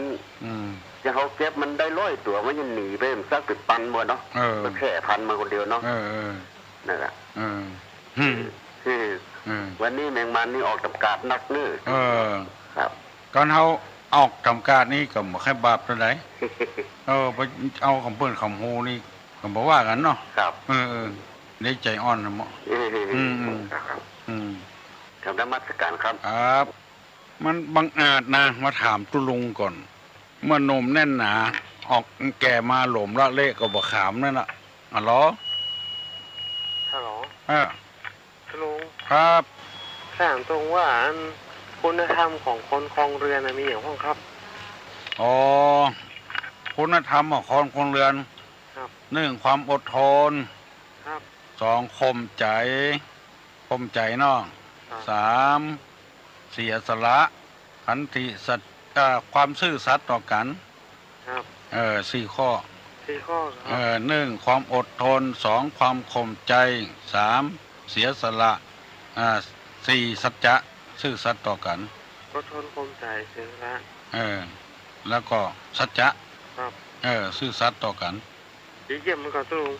เยี่ยมกันเยี่ยมแน่นอนมันก่อนตุงเยี่ยมแน่นอนมันก่อนแล้วเขาเยี่ยมเหมือนเฮาอะครับตุงเขาเยี่ยมเหมือนเฮาอะเนี่ยเหมือนเฮาถ้าเขาเหมือนเฮาอ่ะก็น่าจะมันเปิ้ลคือมันเหมือนกันน่าจะ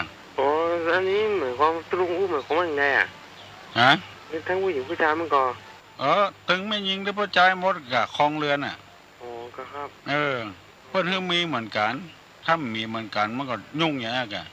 ถ้าเขาอดเขาบ่อดก็ยุ่งอ่ะถ้าเขาซื่อสัตย์เขาบ่ซื่อสัตย์เขาก็ยุ่งอ่ะเขาเสียสละช่วยเขาไม่ช่วยเขาก็ยุ่งอะไรกันอันน่ะต้องเขาขี้ค้านนะครับได้เหรอบอลุงว่าดีกว่าได้เหรอบอเอาใจว่าเฮ้ยตุงวุ้ยกะใจอ่อนขนาดนี้ตุงวุ้ยอ่ะตัดกรรมตัดเวรกันโลเขามาได้อยู่ด้วยกันน่ะผมไปถึงขยมตุงดีกับไอ้วุ้ยอ่ะมากินยังมาอยู่ตัวตุงอ่ะตุงกินอย่างผมกินเนี่ยขาตุงกินอย่างผมก็กินเป็นอย่างนั้นไปเหรอให้ผมปรึกษาตู้ลูกควายเหรอขี้ค้านเหรอเห็นก็ครับลูกควายเหรอขี้ค้านเหรอเราเพื่อนเลยครับทำคลองเรือนมันเป็นไปอย่างเงี้ยนี่กับเพื่อนสอนกูคนไม่ใช่ว่าสอนกับปัจจัยต้องมีความอดทนกับกันมันอยู่กับกันแล้วไปละไว้ขว้างกันอย่างใดต้องข่มอกข่มใจไปฟังด่าฟังอย่างกันต้องมั่นขยันฮัลโหลลุงเจ้าสวัสดีเจ้าสวัสดีเนอะอันนี้ใหม่นะเจ้ามาใหม่กะแม่วางคนนะเจ้าแม่วางลุงถามหน่อยเนอะเขาตั้งใจทำดีเนี่ยมันต้องได้ดีมาก่อนตัวลุงไม่น่ะจิตใจเขาดีนี่มันต้องดีมาก่อนเจ้าทำดีได้ดีทำชั่วได้ชั่วแต่ถ้าคนทำดีแล้วมันไม่ได้ไงกับตัวลุงเขาได้หันพูดได้กะได้เนาะได้กะคืออันนี้นะเอาไปฮื้อเปิ้นพ่อเฮาอ่ะเฮาทำดีฮื้อดีของเฮาอ่ะอย่างที่เปิ้นว่าทองคำนั่นนะมันบ่ฮ้องไผมาพ่อสักเทื่อคนก็ลู่ไปซื้อคำในตู้อ่ะน่ะคนดีนะบัดถ้าอ่อนหาไผว่าฮื้อไผมาหันความดีมันดีคนเดียวมันน่ะ ยังใส่สร้อยใส่คออยู่ในตู้น่ะคนถึงล่นไปซื้อคนเดียวมันบัดทีขี้เปอะเบอเขาก็ไปซื้อจำมาไว้เนอะจำมาไว้เนอะจะไปหวังว่าคือคนอื่นหันความดีของเขาจะไปหวังคือเขาดีใจคนเดียวเขาม่วนใจคนเดียวเขาทำดีได้ดีเป็นอย่างเงี้ยก็ทางคนที่บดีก็ไปถูกข้อเขาก็ไม่ได้ไปถูกด้วยเขาเอี่ยถ้าเขาไปถูกข้อเขาก็บ่ถูกด้วยเขาเอี่ยเขาถูกคนเดียวคนใดทำบดีก็ถูกข้อคนเดียวเอี่ยมันอย่างอี้โลกคนใดเอารถไปจนเป็นคนนั้นก็ซ่อมรถตัวเก่าแล้วกันไปหวังไว้คือเปิ้นมาซ่อมไปใจไงจำไว้เนอะขอฟังพี่น้องทั้งหลายเนอะโอ้ทำดีจะคือเปิ้นหูเปิ้นหันมันยากหันคนเดียวเด้อพ่อเอาคนเดียวทำดีได้ดีฮัลโหลสวัสดีครับครับตุลุงไปถามตุลุงอ่ะอยู่บ้านไหนอ่ะลองของเขาลองของเขาอ่ะไม่เฮิร์นเก่ามาลองของแกมาแปลงโลดีเหรอฮะโอ้เป็นยังอ่ะไม่เฮิร์นเก่านะครับเอามาแปลงโลครับหนึ่งเข้าสำดีกะตุลุงเต้นถามว่าปัญหาที่ใต้เจ้าผู้แต่เอาควางไงมันเต้นเพื่อนเอาปากแกโยงอ่ะเหมือนตันปากแกโยงเลยครับบ้านปากแกละปูนมันใจปากแกโยงครับผมมันใจดีนะครับไม่ลองของแกมนะครับดีเอาเก็บเผาด้วยครับ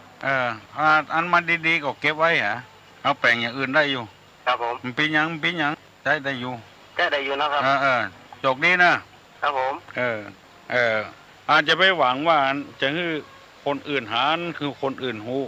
ทำดีก็มันถึงได้ดีของมันมะม่วงกาลำไยกามันคนถึงอันบดีมันถึงตัดอันถึงดีมันถึงดีคนเดียวมันคนถึงเอาไปปลูกไปฝังขอคือเกิดใจอย่าไปคิดผิดว่าทำดีคือคนอื่นหูหันทำดีคนเดียวเฮาก็ได้คนเดียวเฮา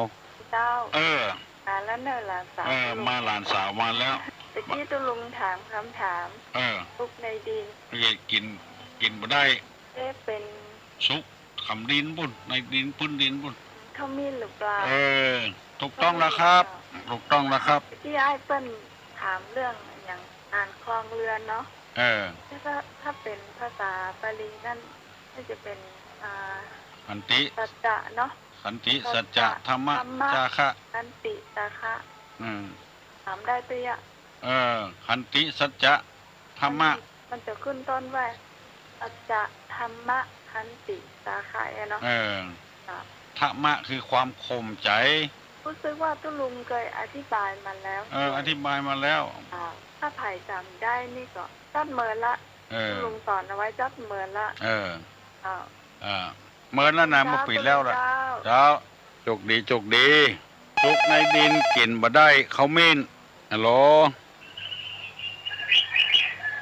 เอาได้ยินกับเสียงไก่ราชการเจ้าโอ้เสียงหมดลุงเจ้าได้เก็ตเด้อด้วยสเก็ตเจ้าโอ้ยติดยังไงก็มันได้ทุกลุงเลยติดใจแน่เหนื่อยเนาะมาตันเปิ้นตายเป็นสายเนาะแต่ว่าถึงว่าเปิ้นว่าอย่างก็ทำดีก็ได้ดีทำชั่วก็ได้ชั่วเนาะแล้วก็เจ้าว่ามันดีที่จุดเราเนาะมันดีตัวเก่านะมันเป็นประจักษ์การเนาะเขาก็รู้ได้สังว่าตัวเดียวเขาจะทำดีเขาจะทำชั่วไม่ที่เขาคนเดียวที่เขาคนเดียวถ้าอย่างเรามีความคิดพิจารณามันจึงเป็นอย่างนั้นรู้ถูกเนาะโอ้มันจึงดีนะพิจารณาเมื่อเราถามเขาหน่อยถามเพื่อนก็บอกว่าอันอย่างก็คิดเป็นว่าเสียเป็นถามอันแต่ตัวที่ไอ้ได้ถามไปเกี่ยถามยายหัวปลืมล่ะมันหลายคนหลายคนที่เปิดมาหูก็คือแบบเปิดมาหูเนาะแม่น่ะถามมาเป็นถามมาเขาก็บอกไม่ไปแล้วเขาหูเขาก็ตอบไปเจ้าเอาไปหวังนักลำไปหวังให้คนอื่นหันความดีของเขาเจ้าไม่ละเขาพ่อตัวเก่าเขาถึงหูเขาพอตัวเขาก็ถึงหูถึงหูกับความอยากนะทุลุงเนาะดังนั้นทางเปิดยังห้อยอยู่หันอยากได้นี่มันก็เป็นพิษแล้วเนาะเขาปูว่าเขาปฏิบัติมาแล้วสิ่งเขาหูแล้วกับสิ่งข้อไหนเนาะเขาหูทุกสิ่งทุกอย่างแล้วเขาจะไป แลเหลวยิ่งอย่างเนาะแม่นมันแลเหลวปี๊บประยุกต์ก็เหมือนว่าเขารักของเปิ้นมันก็นั่นเนาะตอนนั้นเขาก็ว่าอันนี้เขาจะตัดออกไปว่าความกิเลสตัณหาเนี่ยมันมีก็เขาเนาะลุงปอนั่นเนาะไม่คือคนอื่นตัวเนาะเจ้าโดยสเก็ตเนาะเจ้าเด็ดสกอยโดยสเก็ตคนอื่นอู้พ่องพายจะอู้ทำหาถ้าบ่อู้ตัวลุงจะถามเนอะอ๋อครับไว้ครับยันวันนี้อุบัติเหตุลืมห้องลูกเนาะครับห้องแล้วตะกี้แล้วมาตอนนั้นยินกะไม่ได้ถ่ายรับมาใครจืดเนาะครับไปถามดูตะกี้เนาะมันถ่ายรับมาใครจืดดีก็ว่าเมาอยู่มั้งเนาะมันก็เป็นเรื่องครอบครัวเนาะครับเรื่องครอบครัวอย่างตู้จะบอกลาเตอร์มันก็ว่ามันได้เนาะครับมันจะเป็นบาปเป็นกรรมเนาะครับแม่เนาะของอีก็อยู่ที่ประชาชนก็มันยิงเนาะครับเขาไม่ได้อยู่ด้วยเขาหรอกครับเขาจำเป็นละไม่ได้ตัดกรรมตัดเวรกันครับต้นถามนาทีคือว่าถ้ามันดีเขาก็พักนู้ในครอบครัวมันดีนะก็ถามกันเนาะครับมันอยู่ที่เฮานะครับควายยังเอาใส่ไถนาได้คนอู้กันได้เลยครับควายนี่ปีนึงเนาะครับไถนาเปียนึงเนาะครับควายนั้นยังเอาใจกินได้อ่ะครับงูใส่ล้อได้ครับคนเรามันอยู่ที่เฮาอ่ะเอาจ้างเตาะจ้างตอมจ้างอู้จ้างจ่ามันลายมันมีหรอครับก็ยังรู้ว่าเนาะครับยังผัวกินเหล้ามาลองก็แต่ว่ามันได้กระทิดกันเนาะครับไม่เนาะลองก็พอนั้นที่บ้านก็เดียวมันดึงมาเนาะครับอย่างทุกวันเนาะครับแล้วอย่างปีคนถามเมื่อกี้เนาะปีคนว่าเขาทำดีจะได้มันได้ดีมันเหมือนกับเขานี่เขาเป็นรักของคนมาเนาะถ้าคนมาหันนี่กระโปนไปเนาะครับแต่คนโหถ้าเป็นจับได้เขามาได้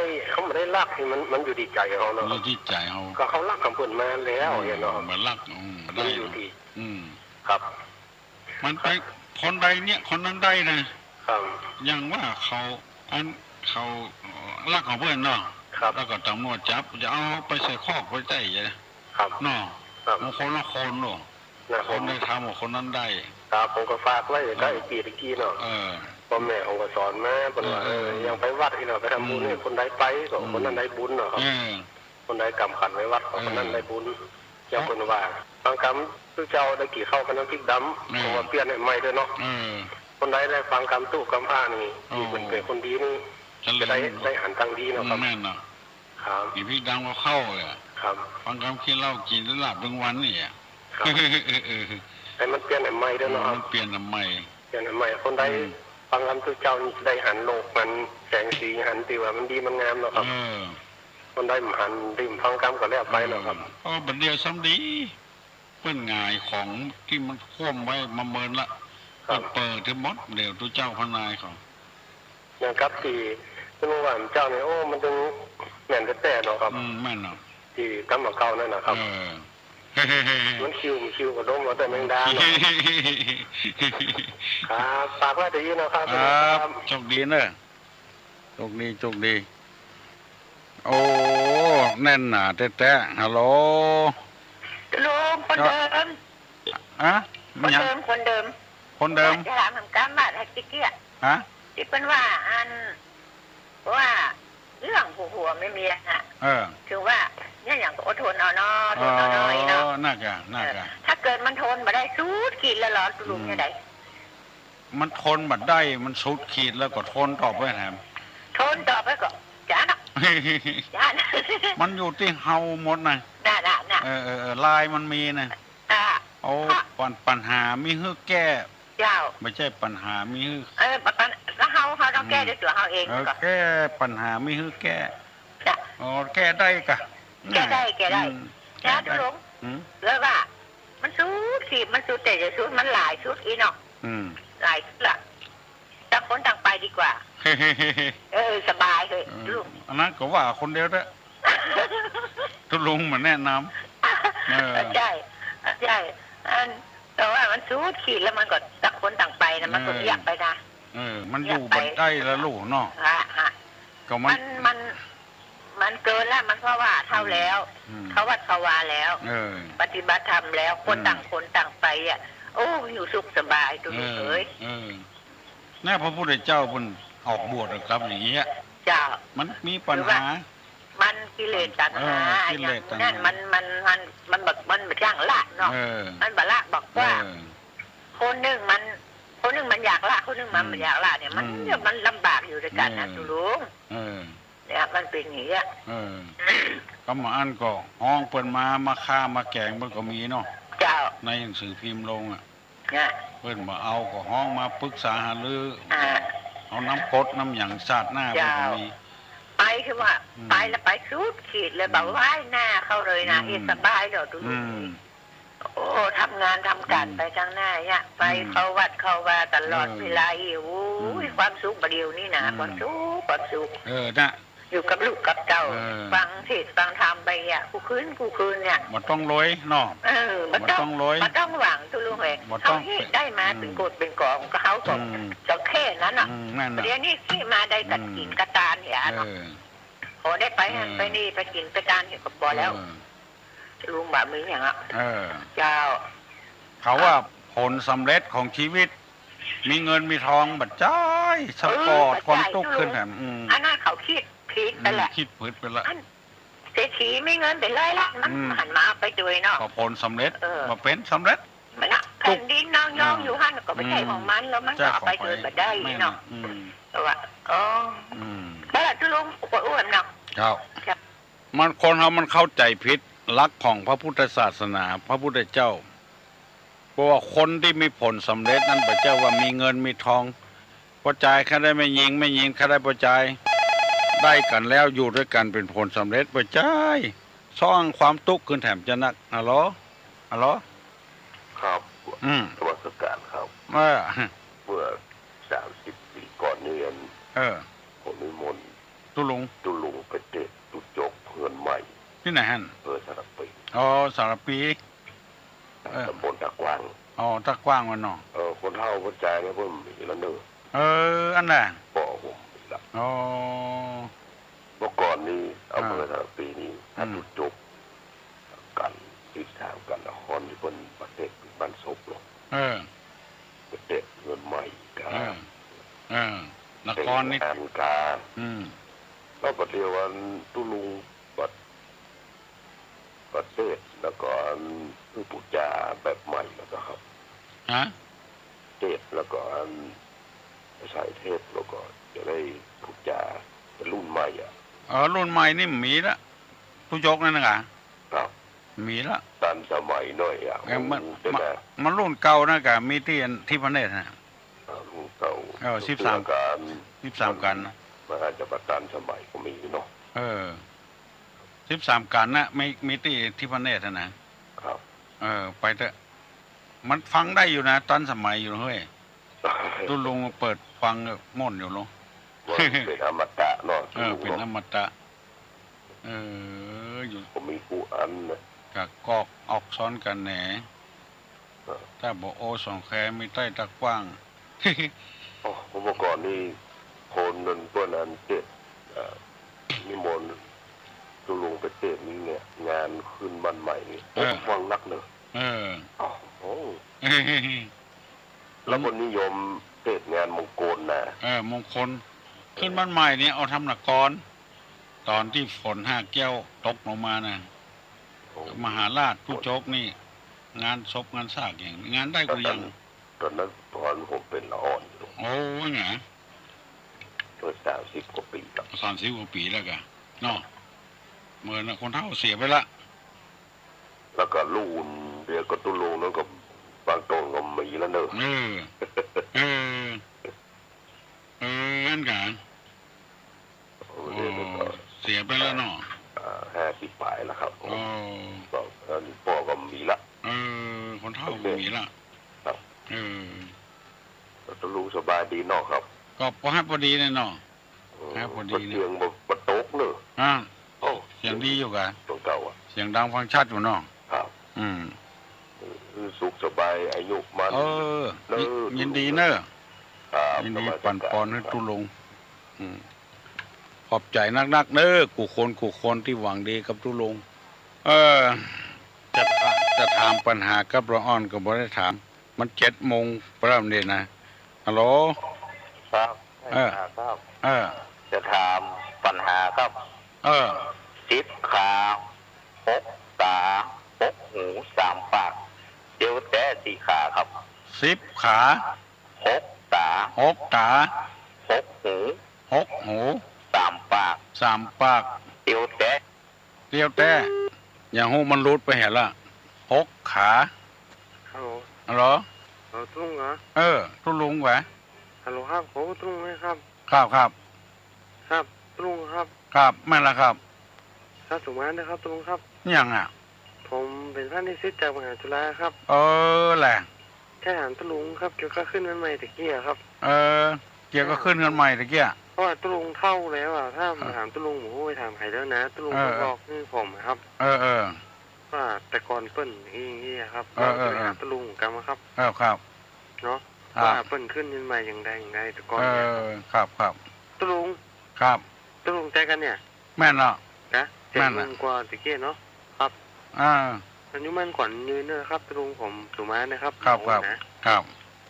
สุมานะครับผมแค่ถามเรื่องขึ้นเงินใหม่มาได้ครับครับสุมาแล้วครับครับขอให้ท่านผู้ฟังกุคนท่านสาธุชนคนดีมีความสุขความเจริญรุ่งเรืองเนอะเอาปอนเนอะลุงจะปั่นปอนให้อยู่ดีมีสุขสัพพิติโยวิวัชชันตุสัพพะโรโควินัสสตุมาเตภวะตวนตะราโยสุขีทีขายุโกภวะอภิวาทนะสีลิสนิจังวุธาปจายโนยัตตาโลธรรมาวัฏันติอายุวันโนสุขังปลัง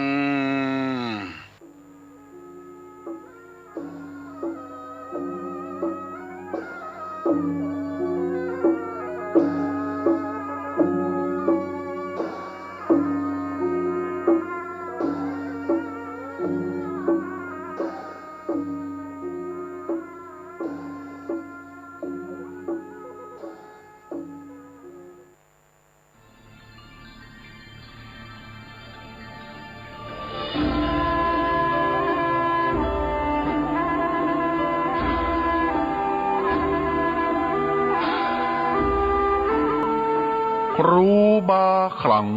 กองลวงดังบาติกสดสีประเพณีดีงามวัดสะปุงน้อยตำบลม่วงน้อยอำเภอป่าซางจังหวัดลำพูนขอเชิญผู้ใจบุญทุกท่านร่วมทำบุญสุนตานงานใหญ่2 วาระหว่างวันศุกร์ที่26และวันเสาร์ที่27พฤษภาคม2566โดยมีกำหนดการดังต่อไปนี้วันศุกร์ที่26พฤษภาคมเวลา1 ทุ่มเป็นต้นไปประกอบพิธีพุทธาภิเษกเสกซ่อมย้อมยศสมเด็จองค์ปฐมต่างมหาจักรพรรดิทรงล้านนาพระประธานศาลาหอฉันอุดมสมสุขวัดสะปุงน้อยเวลา2 ทุ่มแสดงพระธรรมเทศนาอบรมสมโภชองค์พระประธานศาลาหอฉันอุดมสมสุขสมเด็จองค์ปฐมปางมหาจักรพรรดิล้านนาวันเสาร์ที่27พฤษภาคม2566เวลาตี 5ประกอบพิธีเบิกพระเนตรหรือไข่ตาพระเจ้าพระประธานศาลาหอฉันอุดมสมสุขท่านได้ทำศาสนาเวลา9:39 นาทีพระสงฆ์พิธี30 รูปประกอบพิธีเจริญพระพุทธมนต์ในงานประเพณีส่งน้ำอธิธาตุและหูปเหมือนหลวงปู่ครูบาอ้ายอินทปัญโยอดีตเจ้าอาวาสวัดสะปุงน้อยเป็นสิ่งที่เรายึดถือบูชาภายในงานนี้มีมโหรสพสมโภชตลอดทั้งงานเช่นแห่ปืนเมืองประยุกต์คณะเพชรรุ่งนาตราชการประกวดฮ้องเพลงไทยลูกทุ่ง แข่งขันประชันกองหลวงล้านนารำวงย้อนยุคและในงานนี้เชิญทุกท่านพบกับดารานักแสดงชื่อดังที่จะมาร่วมเป็นเกียรติภายในงานเช่นก๊อฟกันภักดีวิจิตรบูมภาคภูมิเก้าธานชนและดารานักแสดงทีมงานละครเรื่องเลือดเจ้าพระยาทางช่อง3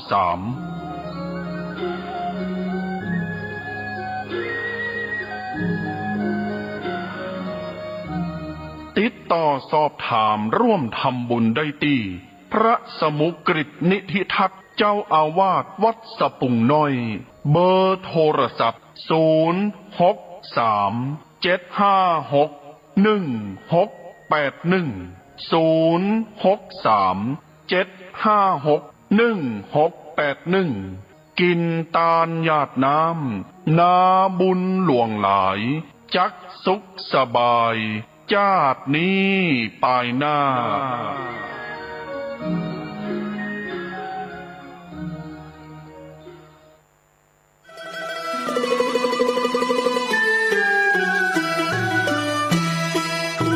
ขอเชิญร่วมทำบุญสร้างกระเบื้องดินเผาธรรมชาติบันไดพญานาควัดโบสถ์ชัยมงคลตำบลมะเขือแจ้อำเภอเมืองจังหวัดลำพูนแผ่นละ50 บาทตารางเมตรละ500 บาทร่วมทำบุญได้ที่ธนาคารกสิกรไทยหมายเลขบัญชี110-333-5287ชื่อบัญชีวัดโบสถ์ติดต่อสอบถาม092-565-4536หรือสอบถามทางไลน์ ID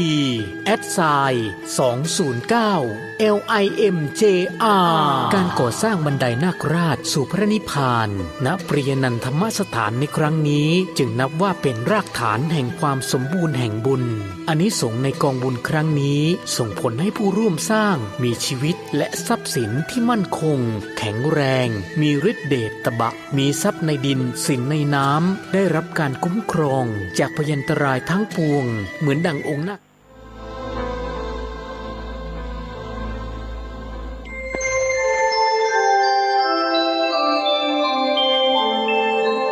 ขณะนี้ท่านกำลังฟังสถานีวิทยุกระจายเสียง FM 104.5 เมกะเฮิรตซ์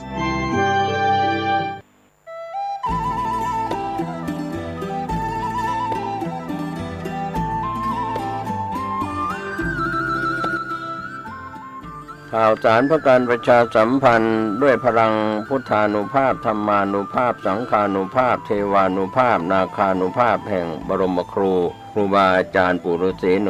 108เจ้าภาพสร้างหล่อปั้นพระพุทธรูปพระเจ้าทันใจโดยมีคุณแม่ชีพจนาพรวิศรีวรพัฒน์นางสาวสุนทรีวิศรีปัตย์นางสาวยานทัศน์วิศรีปัตย์พร้อมครอบครัววิศรีวรพัฒน์ครอบครัววิศรีปัตย์เชิญร่วมเป็นเจ้าภาพหล่อปั้นบรรจุหัวใจนามพระพุทธรูปพระพุทธสถิตพจนาพรวันอาทิตย์ที่7พฤษภาคมพุทธศักราช2566พิธีเริ่มเวลา 9:09 น.ร่วมสร้างบุญได้ตั้งแต่วันนี้เป็นต้นไปติดต่อสอบถามร่วมบุญได้ที่พระครูสถิตธุราธรเจ้าอาวาสวัดสันขยอมอำเภอสันทรายจังหวัดเชียงใหม่0806849835และที่พระครูประหลัดกิติพงศ์กิติโสพโนด็อกเตอร์ผู้ช่วยเจ้าอาวาสวัดสันขยอม0962629694เชิญท่านร่วมบุญร่วมกุศลในคราวครั้งนี้โดยพร้อมเพรียงกัน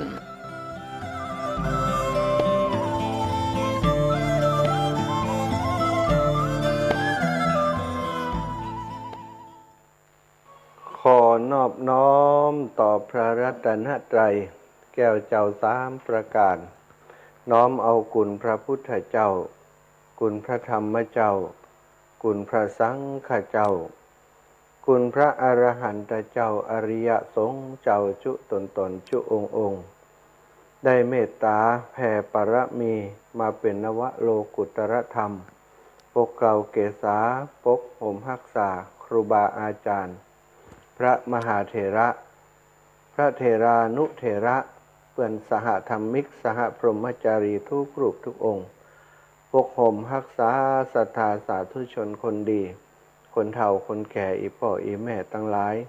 ที่ติดตามรับฟังรายการสารธรรมยามเจ้าจากอาตมาภาพพระมหาสมชาติชาตะปัญโยอุทยานธรรมพระสุนทรมุนีตำบลพระบาทอำเภอเมืองจังหวัดลำปางน้อมไว้สาการวะต่อครูบาอาจารย์มหาเถระ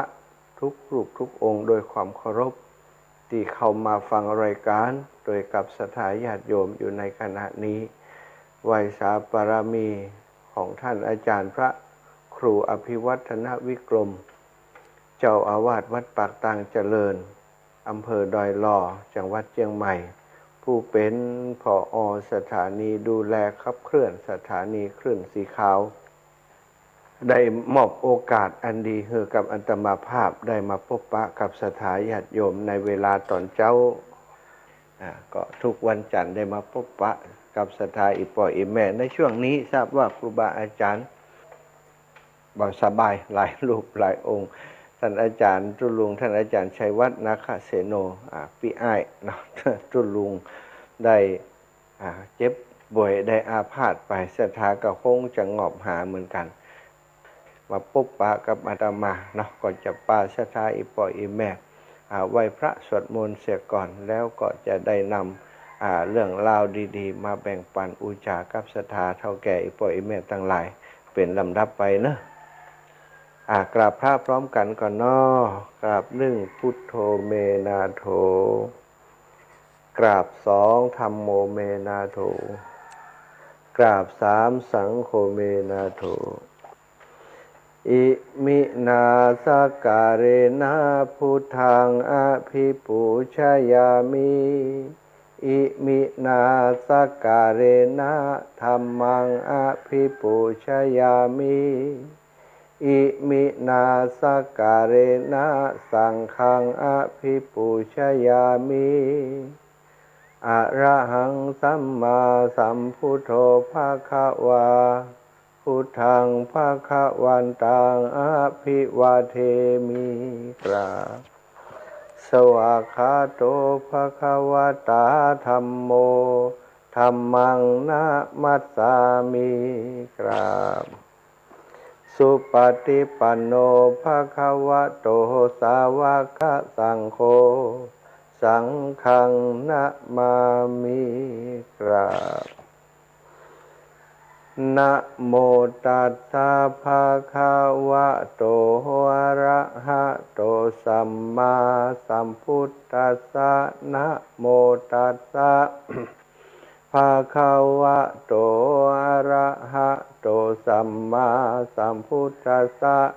นะโมตัสสะภะคะวะโตอะระหะโตสัมมาสัมพุทธัสสะพุทธังสารนังคัจฉามิธัมมังสารนังคัจฉามิสังฆังสารนังคัจฉามิตุติยัมปิพุทธังสารนังคัจฉามิตุติยัมปิธัมมังสารนังคัจฉามิตุติยัมปิสังฆังสารนังคัจฉามิตติยัมปิพุทธังสารนังคัจฉามิตติยัมปิธัมมังสารนังคัจฉามิตติยัมปิสังฆังสารนังคัจฉามิอิติปิโสภะคะวะอะระหังสัมมาสัมพุทโธวิชชาจารณะสัมปันโนสุขโตโลกวิทูอนุตตโรปุริสธรรมะสารถิสัทธาเทวมนุสสานังพุทโธภคะวะติสวะคะโตภคะวะตะธัมโมสันทิฏฐิโกอากาลิโกเอหิปัสสิโกโอปะนายิโกปัจจตัง เวทิตาโพวินยูหิติสุปฏิปันโนภะคะวะโตสาวกสังโฆอุชุปฏิปันโนภะคะวะโตสาวกสังโฆยายะปฏิปันโนภะคะวะโตสาวกสังโฆสามิจิปฏิปันโนภะคะวะโตสาวกสังโฆยะทิทังจัตตาริปุริสายุคานิอัฏฐปุริสาปุคะลาเอสาภะคะวะโตสาวกสังโฆอะหุนายโยปะหุนายโยทักขินายโยอัญชลิกะระนิโยอนุตตรังปุญญเขตังโลกัสสาติกราบพระพร้อมกันอีกครั้งหนึ่งเนอศรัทธาทั้งหลายกราบหนึ่งพุทธังวรันตังศิรสานะมามิกราบสองธัมมังวรันตังศิรสานะมามิกราบสามสังฆังวรันตังศิรสานะมามิเอาละศรัทธาญาติโยมเท่าแก่อีปออีแมตทั้งหลายพบปะกันเจ้านี้เจ้าวันที่1นะวันที่1เดือนพฤษภาและวันที่1เดือนพฤษภาคมเดือนเมษาผ่านพ้นจบลงไปแล้วเนาะศรัทธาอีปออีแมตทั้งหลายวันเวลาหมุนเวียนเปลี่ยนไปเร็ววันเวลาปัจจุบันนี้นะอย่างว่านั้นนะอายุนักขึ้นมาวันเวลาอย่างต่างๆสำหรับแต่ละคนนั้นเราก็รู้เหมือนว่ามันเร็วขึ้นมันหมุนเร็วขึ้นมันไปเร็วขึ้น กำเดียวก็แวบๆกำเดียวก็หายไปแล้วสำหรับวันเวลาศรัทธาเท่าแก่อีปออีแม่หิมบอกฮู้พอใจเนี้ยอย่างวัดตันเนาะบางครั้งบางทีเราคิดเรื่องนั้นคิดเรื่องนี้ไว้บัดใดเนี้ยได้ทำกับกรรมก็มีอันนี้ก็คือเรื่องราวของวันเวลาฉะนั้นเราจะต้องเป็นผู้ประมาทในวันและเวลาเพราะว่าวันเวลามันหมุนไปเร็วกะเดียวก็มุดกะเดียวก็มุดถ้าเรามัวประมาทอยู่กึดนั้นบ่ได้ทำสักกรรมกึดนี้บ่ได้ทำสักกรรมมันก็จะเสียเวลาไปโดยเปล่าประโยชน์ยิ่งคนที่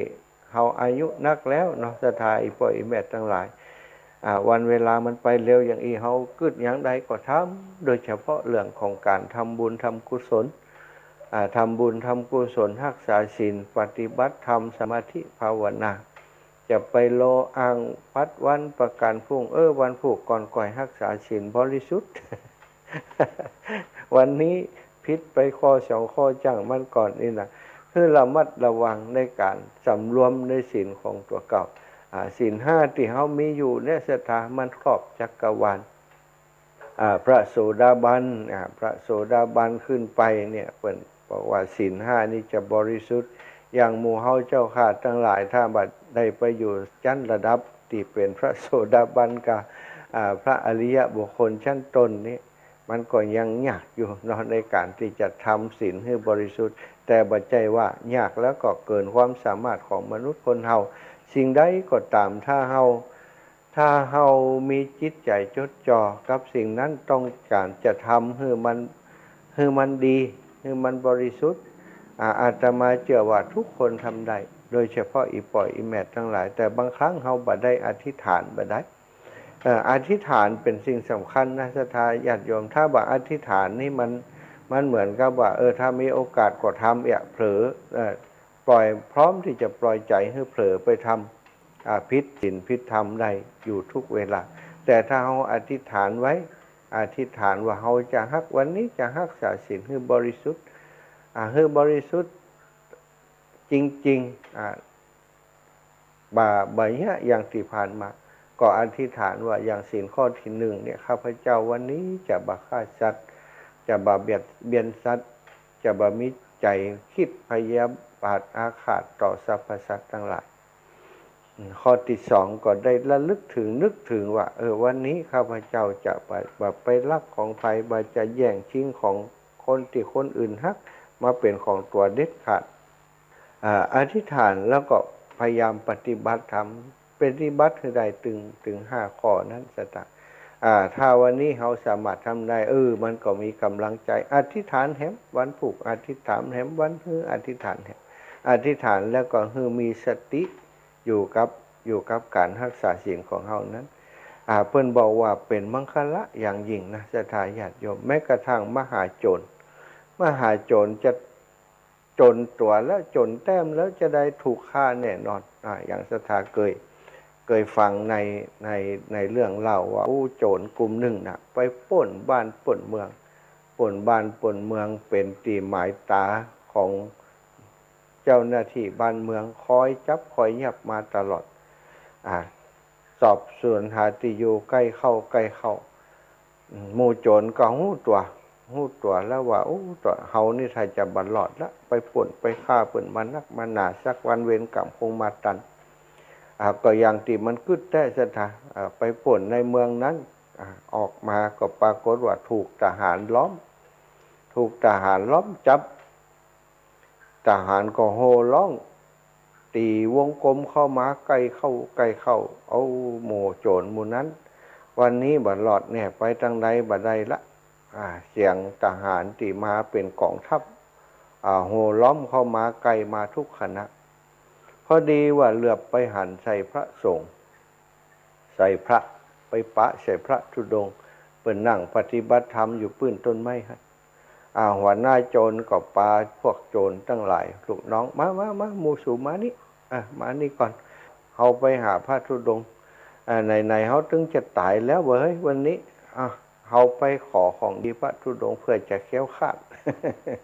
หรือว่าถ้าจะต้องตายก็จะได้ไปสู่ที่ชอบที่ดีที่งาม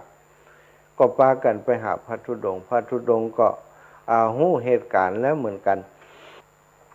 ว่าพวกโจรหมู่นี้เนี่ยวันนี้จะได้กระตึงบัดรอดแล้วทหารของพระราชามาล้อมจับแล้ววันนี้คือวันสุดท้ายของเขาตั้งใจจะไปโพดหมู่โจรนั้นเหมือนกันเพราะหมู่โจรเหล่านี้เนี่ยอดีตเดิมเคยเป็นคนดีอดีตเดิมในอดีตชาตินี้เคยเป็นคนดีมาก่อนแต่ว่าในชาตินี้เนี่ยก็เกิดมาในเลิกดาวโจรได้เป็นโจรก็ได้ทำการสนทนากับนายโจรก็บอกว่าท่านอาจารย์มีเวลาน้อยแล้วมีของดีอย่างที่จะให้ผมได้พ่องอาจารย์พระธุดงค์ก็บอกว่าเอาละในเมื่อมีเวลาหน่อยก็รวบรัดความเลยตั้นกล่าวคำตอนนี้ได้ถึงพระพุทธพระธรรมพระสงฆ์เป็นสรณะแล้วยังผมบอกเรื่องครับ ผมมาถึงไข่สักอย่างเป็นสรณะถึงวันนี้ฆ่าคนเป็นอาชีพปล้นเขาเป็นอาชีพตอนนี้กรรมมาตันแล้วผมจะตายบัดเดียวนี้แล้วครับถ้าบัดตันถึงแล้วใกล้พระก็บอกเอาว่าตามเนอะวางมีดวางฟ้าวางหอกวางดาบลงทำเธอทำจิตใจให้สบายกล่าวเปล่งคำตามที่เขาบอกนี้พูดทางสารนังคาฉามิธรรมังสารนังคาฉามิสังฆังสารนังคาฉามิว่าไปจนจบจะตาตัตติยัมปิสังฆังสารนังคาฉามิละเธอได้กล่าวกรรมถึงพระรัตนตรัยคือพระพุทธพระธรรมพระสงฆ์อันเป็นแก้วเจ้าอันประเสริฐเรียบร้อยแล้วถึง3อย่างบัดเดี๋ยวนี้เธอมีพระพุทธเจ้าเป็นสรณะแล้วเนอะมีพระธรรมเป็นสรณะแล้วเนอะมีพระสงฆ์เป็นสรณะแล้วเนอะอันนี้คือสิ่งศักดิ์สิทธิ์ที่สุดมนุษย์จะเข้าถึงคนที่เข้าถึงพระพุทธเจ้าได้คนที่ได้นับถือพระพุทธเจ้าเป็นสรณะพระธรรมเป็นสรณะพระสงฆ์เป็นสรณะนั้นบ่ใจของง่าย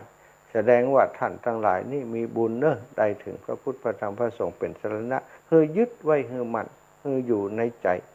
ต้องบักคิดอาฆาตพยาบาทต่อผู้ใดที่เขาจะมาทำร้ายเรากล่าวคำถึงสรณะไตรเรียบร้อยต่อไปนี้จะให้เธอทั้งหลายบริสุทธิ์โดยศีลแม้เวลาเธอจะมีเพียงน้อยเดียวก็ขอให้รักษาไว้คือบริสุทธิ์ศีลมีอยู่5 ข้อเอา5 ข้อก่อนครับบอกเลยครับอาจารย์ก็บอกข้อ 1ปานาติปาตาเวระมณีให้ตั้งหลายเว้นจากการฆ่าสัตว์ เว้นจากการฆ่าสัตว์เว้นจากการเบียดเบียนสัตว์เว้นจากการอาฆาตพยาบาทต่อสัตว์ทั้งหลายโดยกายกรรมวจีกรรมมโนกรรมนะข้อที่สองห้ามลักทรัพย์โอ้ท่านที่ลักมาแล้วก็แล้วไปแต่ณบัดนี้จากนี้ต่อไปห้ามลักทรัพย์ปล้นชิงทรัพย์เอาของรักของชอบใจของคนอื่นห้ามลักทรัพย์ข้อที่สามห้ามประพฤติผิดลูกไผเมียไผบักกรนี้เป็นอย่างไรไปปล้นที่ไหนเมกเอาเปิ่นมดหันไม่ยิงงามๆกับไปล่วงเกินล่วงละเมิดทางเพศเปิ่นไปปล้นไปฆ่าเปิ่นปอไปล่วงละเมิดทางเพศข่มขืนจิตใจเปิ่นแหมข่มขืนร่างกายข่มขืนจิตใจเปิ่นตั้งแต่นี้ต่อไปท่านทั้งหลายต้องรักษาข้อนี้คือบริสุทธิ์ครับผมได้ข้อที่สี่ห้ามกล่าวคำพูดคำหยาบพูดเพ้อเจ้อพูดส่อเสียดใส่ร้ายป้ายสีคนอื่นอันนี้เธอฮับใดก็ฮับใดครับเวลาน้อยแล้วฮับอย่างเดียวข้อที่ห้าข้อสุดท้ายอันนี้สำคัญเธอทั้งหลายต้องสมาทานเว้นจากของเครื่องดองของมึนเมาทุกอย่างทุกประการโจรเวลาปล้นแล้วก็เฉลิมฉลองกินเหล้ากันซะจ้ะกินเหล้าหม่อนนั่นกันปล้นเปิ่นมาเอาลูกเอาเมียเปิ่นมากินเหล้าเมายาก็ข่มขืนทำร้ายเปิ่นเอามาเป็นคนใจเอามาเป็นข้าทาสของตัวเก่าข่มเหงคะเนงร้ายเปิ่นอยู่ตลอดพอมานี้ใกล้จะตายแล้วอาจารย์เปิ่นฮื้อศีลทุกข้อที่ห้าก็ฮับเพราะบ่มีเวลาแล้วนะทหารก็โห่เข้ามาใกล้เข้าอยากท่านอาจารย์สรุปศีลฮื้อสีเลนะสุขติยันติสีเลนะโภคสัมปัฏฐาสีเลนะนิพุติยันติตัสสมาสีลังวิโสทะเยจบลงพอดีทหารก็ล้อมมาถึงพอดีศรัทธาญาติโยมทหารทั้งหลายก็ฮึกเหิมอยู่ต่อหน้าพระคุณเจ้านั้นพระคุณเจ้ามาเดี๋ยวนี้โจรหมู่นี้คือโจรที่ปล้นบ้านปล้นเมืองเราจะต้องเอาไปลงโทษเอาเข้าบ้านเข้าเมืองไปลงโทษประหารชีวิตตุเจ้าบ่เกี่ยวแล้วนะตุเจ้าก็นั่งรับตาภาวนาโจรทั้ง500นั้นศรัทธาญาติโยม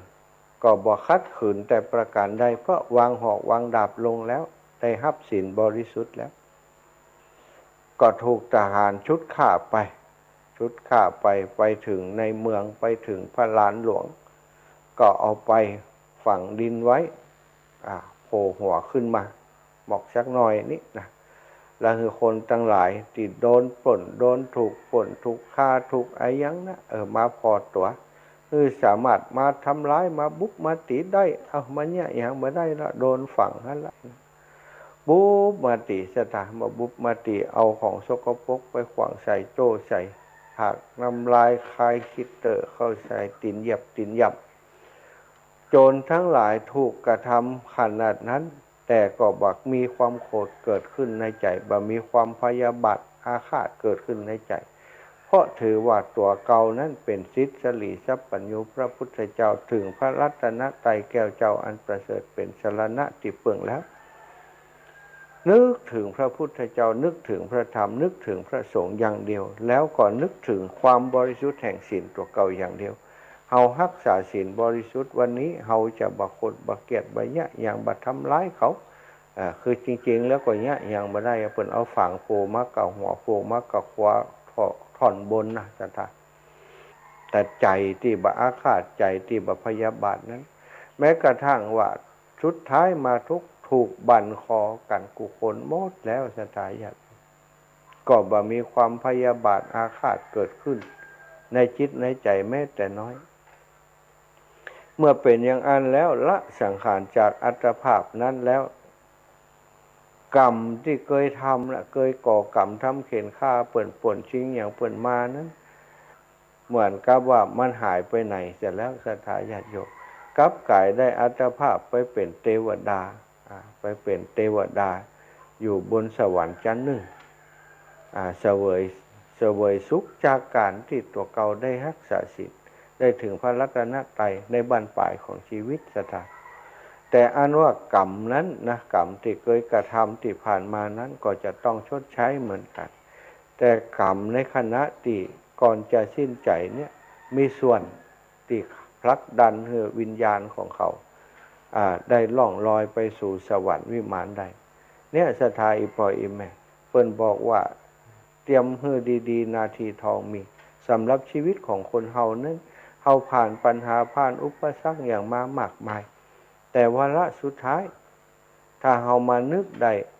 วาระสุดท้ายเวลาเฮามีน้อยแล้วมานึกได้ถึงความที่เฮาเป็นผู้มีศีลยังบ่บริสุทธิ์เตื้อเฮาถึงพระรัตนตรัยยังบ่แท้เตื้อเฮาก็มาพิจารณาโดยตัวเก่าถึงวันนี้เฮาไหว้พระพุทธเจ้าเฮาหันกุลของเพิ่นแล้วยังกุลของพระพุทธเจ้ากุลศีลกุลศีลบริสุทธิ์ที่ศีลปัญญาที่คุณบริสุทธิ์ที่คุณพระมหากรุณาธิคุณของพระพุทธเจ้านั้นเขาได้พิจารณาได้หันชัดได้หันทองแท้เลยอย่างถ้ายังบ่หันทองแท้แต่ก็ต้องพิจารณาว่าโอ้พระพุทธเจ้ามีคุณอย่างใดคุณต่อสรรพสัตว์อย่างใดเสียทีพระองค์ประกาศศาสนา45 ปีได้รับความยากลำบากในการเดินทางในการทำหน้าที่ของพระองค์ตลอดเวลาแม้กระทั่งที่พระองค์บำเพ็ญเพียรมา100,000 มหากัปนั้นสถาญาติโยมปลายแห่งแสนมหากัปนั้น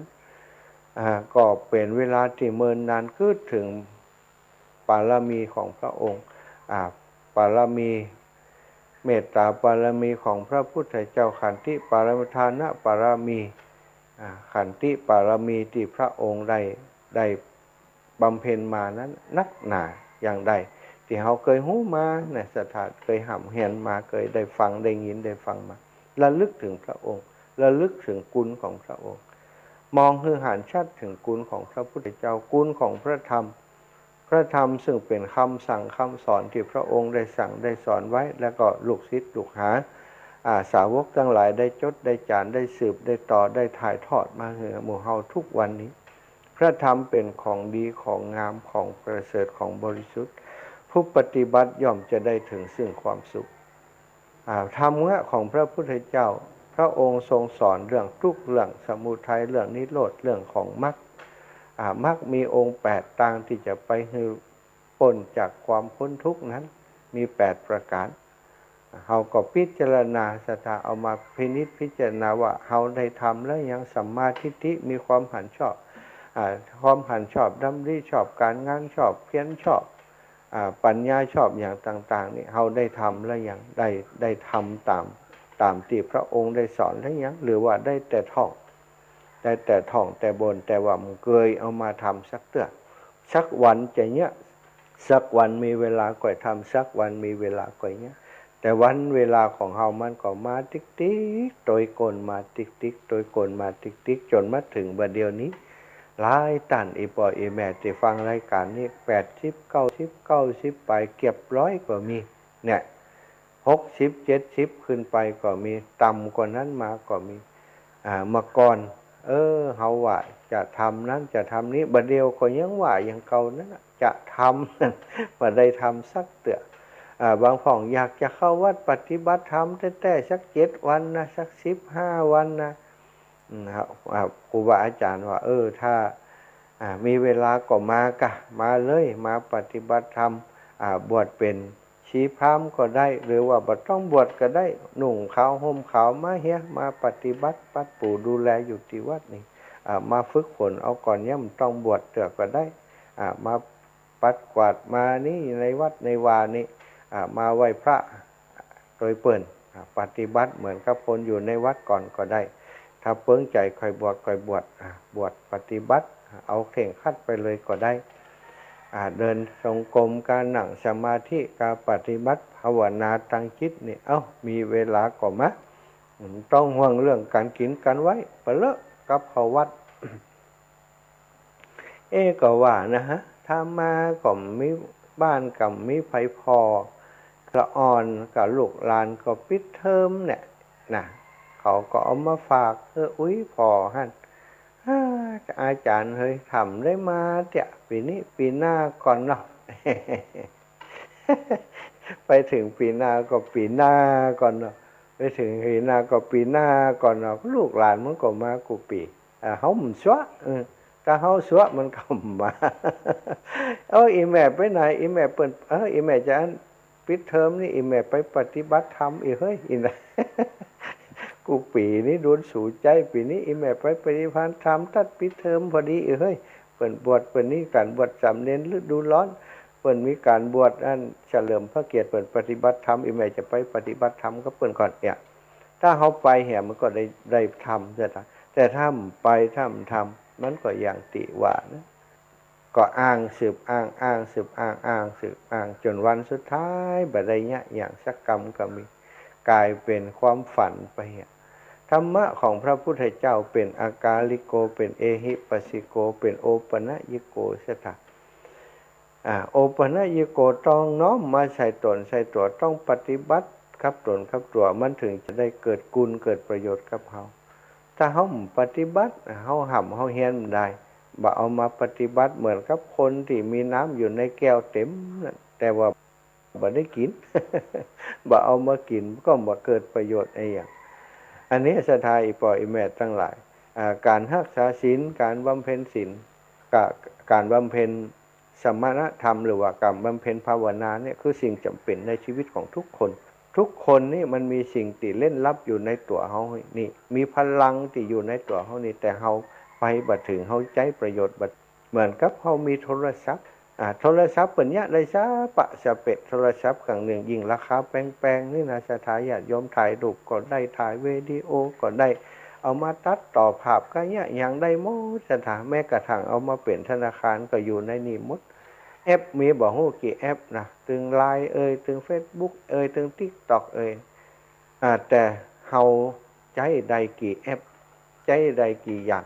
คนเฒ่าอย่างอีพ่ออีแม่และแม้กระทั่งอาตมาบางเทื่อก็ใจก็โทรบ่ได้นะ ราคาแพงบ่ได้เพิ่นแปลภาษาได้หมดแต่เฮาบ่ได้เอามาใช้ประโยชน์เฮาบ่ได้ศึกษาบ่ได้เรียนรู้ประโยชน์ของเพิ่นร่างกายของคนเฮาเหมือนกันโอ้โหศรัทธาญาติโยมฟังก์ชันของร่างกายนี่มีเยอะมากเยอะกว่าแอปมือถือก่อนนะเอาถึงขนาดที่ว่าเปิดบำเพ็ญธรรมเนาะปฏิบัติธรรมสมถะวิปัสสนานี่บางพ้องถึงขั้นที่เหาะเหินเดินอากาศได้บางพ้องถึงขนาดที่ฮู้จิตฮู้ใจคนอื่นได้ฮู้เหตุการณ์ต่างๆล่วงหน้าได้อย่างสมัยพุทธกาลอย่างสมัยพระสัมมาสัมพุทธเจ้าเนี่ยพระองค์จะแม้กระทั่งสาวกเนาะจะฮู้ที่เปิ้นมีอภิญญา6นะสตามิตาทิพหูทิพตาทิพฮู้อนาคตฮู้อดีตอดีตของสัตว์ทั้งหลายฮู้อนาคตของสัตว์ทั้งหลายนี่ก็มี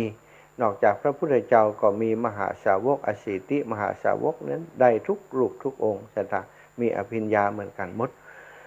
ซึ่ง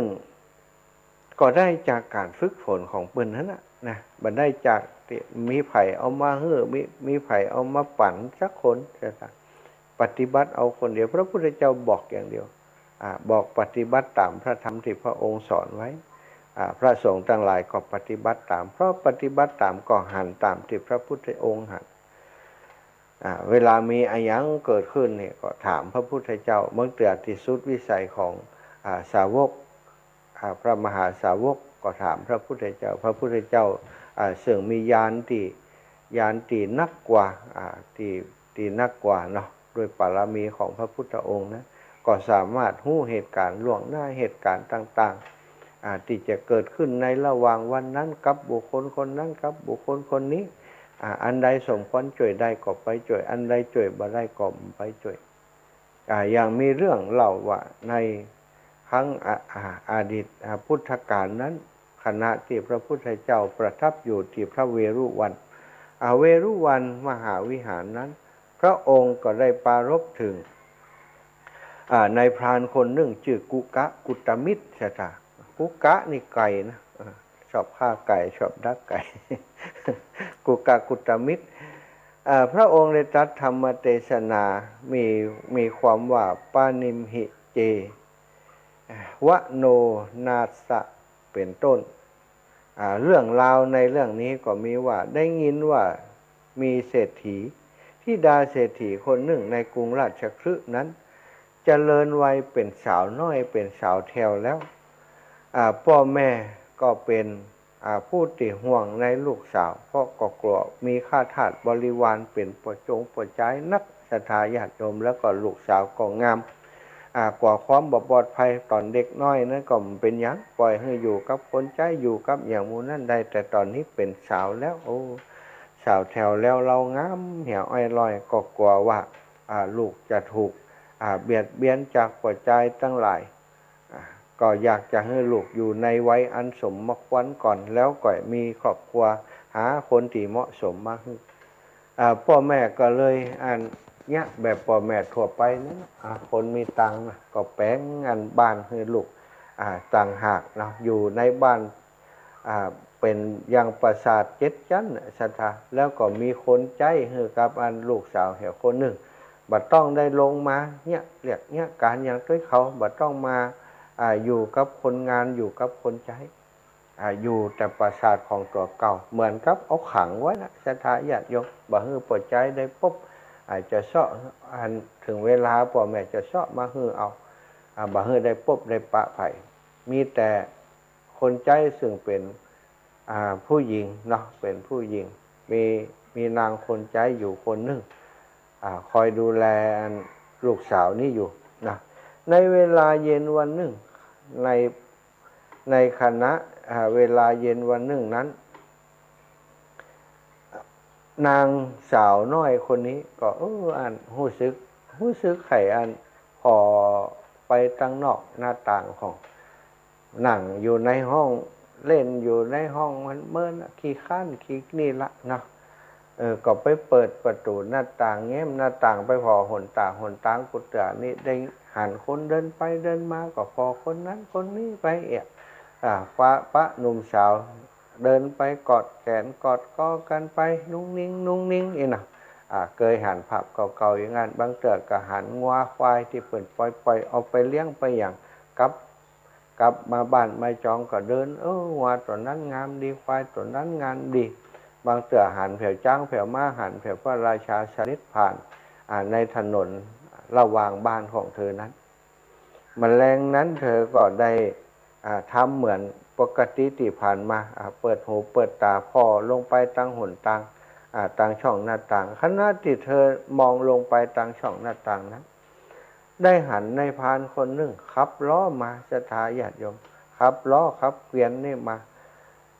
ซึ่งนายคนนี้ชื่อว่ากุตมิตรนะผู้ถือบ่วง500ถือเหล่า500ค่าเนื้อตั้งหลายเลี้ยงชีพตัวเก่าค่าเนื้อ500ตัวแล้วบรรทุกใส่เกวียนเล่มใหญ่เต็มไปโดยเนื้อสัตว์เหล่านั้นนั่งบนแอกของเกวียนเข้าไปสู่พระนครเพื่อต้องการขายเนื้อเป็นผู้ที่มีจิตปฏิภัทต่อนายพรานคนนั้นคณะติหารนั้นในทันทีเสร็จไปจับตานายพรานก็หลุบรอนะบาดเจ็บไว้นายพรานขี้เลี้ยวขี้เลอย่างนายกุตมิตรนี่เป็นนายพรานที่มีรูปร่างกำยำล่ำสันแล้วก็กามเป็นมัดศรัทธาญาติโยมเนาะนั่งอยู่บนล้อพอแล้วมันเทฮักเกิดความปฏิภัทฮักขึ้นในจิตใจของนางในทันทีทันใดเลยศรัทธาเมื่อเกิดความปฏิภัทหรือว่าความชอบใจขึ้นในตัวในพรานนั้นแล้วนางก็เลยได้ห้องคนใจเข้ามาหาซุบซิบกันว่าบัดเดี๋ยวนี้ฉันจะจ้างเธอนะเธอเอาสตังค์ไปนี่ฉันจ้างเธอและแหมส่วนนี้เธอเอาไปให้นายพรานคนนั้นนะแล้วไปถามไปจุถามมันกำว่ามันจะกลับบัดใดมันขายจิ้นแล้วมันจะกลับบัดใดมันจะกลับทางประตูทิศใดนะนางคนใจก็หู้ใจเจ้านายว่าเจ้านายถ้าจะชอบหมอนายพรานนี้แล้ว ได้ค่าจ้างรางวัลพอสมควรก็เลยว่าเขารับใจนายหญิงนี้มาตะเมินเขายังไม่เคยได้ค่าจ้างรางวัลนักขนาดนี้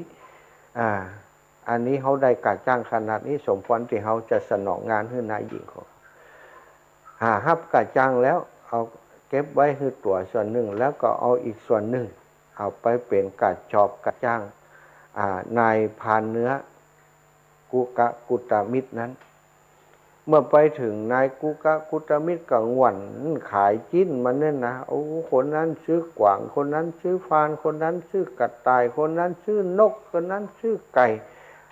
จู่กันซุบซับสถาญาติโยมโอ้บ่เมินสักหน่อยเนาะของในเกียนก็มดสถาบ่เมินสักกรรมอันนางคนใจคนนั้นกลับไปท่าหมอนายพานให้จนมันขายของมดก็เลยเข้าไปหานายพานก็โหมาอย่างบัดเดียวเธอ